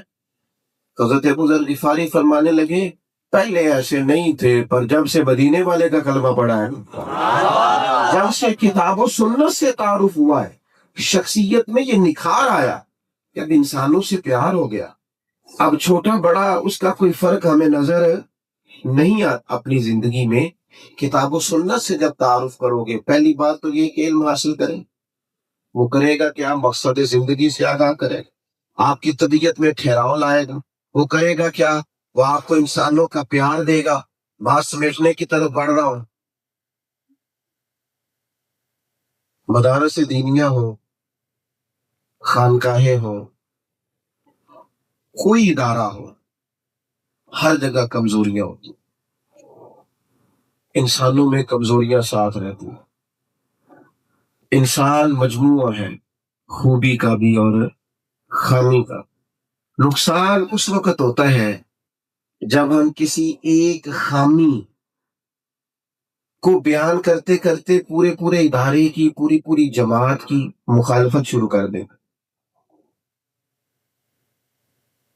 اور عجیب مسئلہ یہ ہے کہ اپنی ساری خامیوں سمیت اپنے آپ سے پیار ہے، اور کسی کی ایک نظر آ گئی ہے تو اس سے نفرت ہے.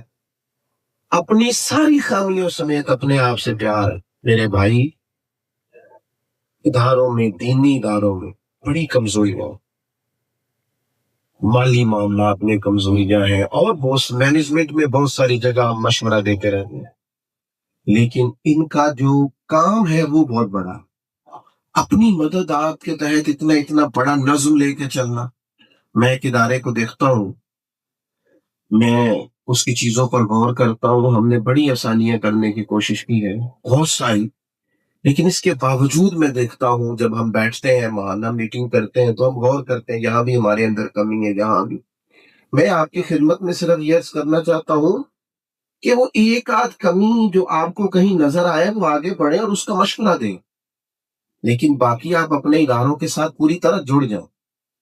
آپ مستقل ادارے پر رابطہ رکھیں اور ان بچوں کو توانا کریں، ذہنی طور پر ان کو مضبوط کریں. میں علماء سے بھی اکثر کہتا ہوں حقوق بیان کرو عالم دین کے، امام مسجد کے، لیکن اس طرح کا حق نہ بیان کرو کہ لگے بڑا مسکین آدمی. ہر وقت آپ اس طرح کا رویہ اختیار کریں کہ یہ سوسائٹی کا سب سے غریب آدمی یہی ہے. میں اپنے ادارے سے باہر نکل رہا تھا ایک دن، وہ ایک صاحب ایک ہوٹل کو، میرج ہال کو چلاتے ہیں، مینج کرتے ہیں، تو وہ چابیاں لہراتے گاڑی سے اترے.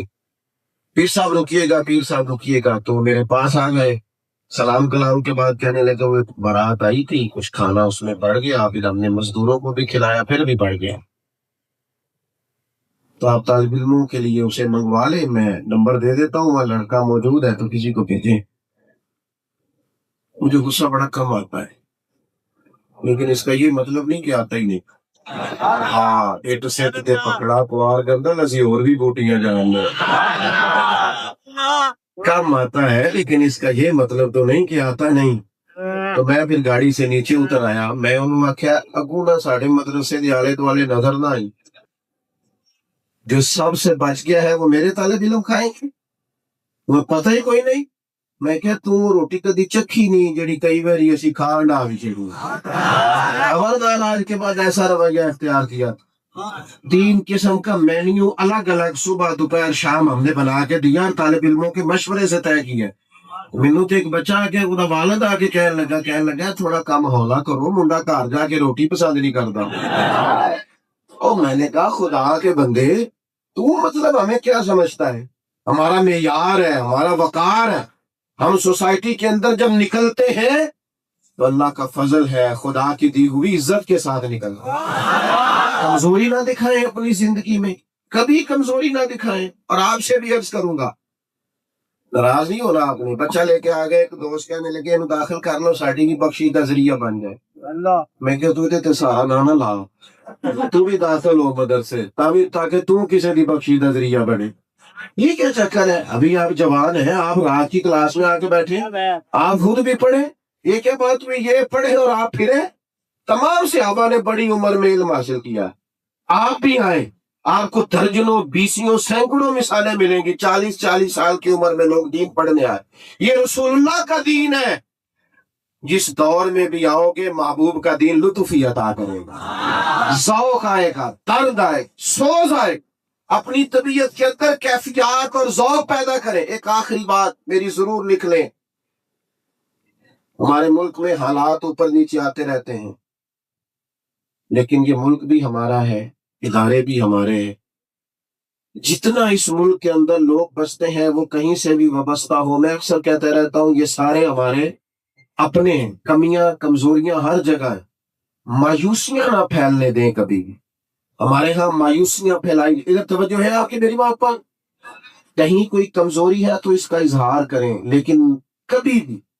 کسی جماعت پر کسی ادارے پر کسی پر بھی مایوسی کا اظہار نہ کریں کسی مقام پر ہر چیز قابل اصلاح ٹھیک ہو سکتی ہم آپس میں غیروں کو اپنا تماشا نہ دکھائے یہ جو کچھ لوگ ہیں نا جو خبریں ہمیشہ منفی وائرل کرتے ہیں ہر چیز ہی غلط سوسائٹی میں ان سے کہ بھائی تو بیٹھ جا کیونکہ ہمارے ملک میں ہر بندہ ہی صحافی ہے ہر ایک کے پاس یہ اندر کی خبر ہے لہذا جو خبر بھی میں تو تھوڑے دن پہلے پریشان ہو گیا کوئی پرانی کسی جگہ میں علیل ہوا تھا تو کسی نے کوئی پوسٹ چلائی تھی کہ حضرت کی طبیعت ٹھیک نہیں ہے دعا کریں تو اس سے بھی منع کرتے ہیں اب تو طبیعت خراب ہو تو بتاتے ہی نہیں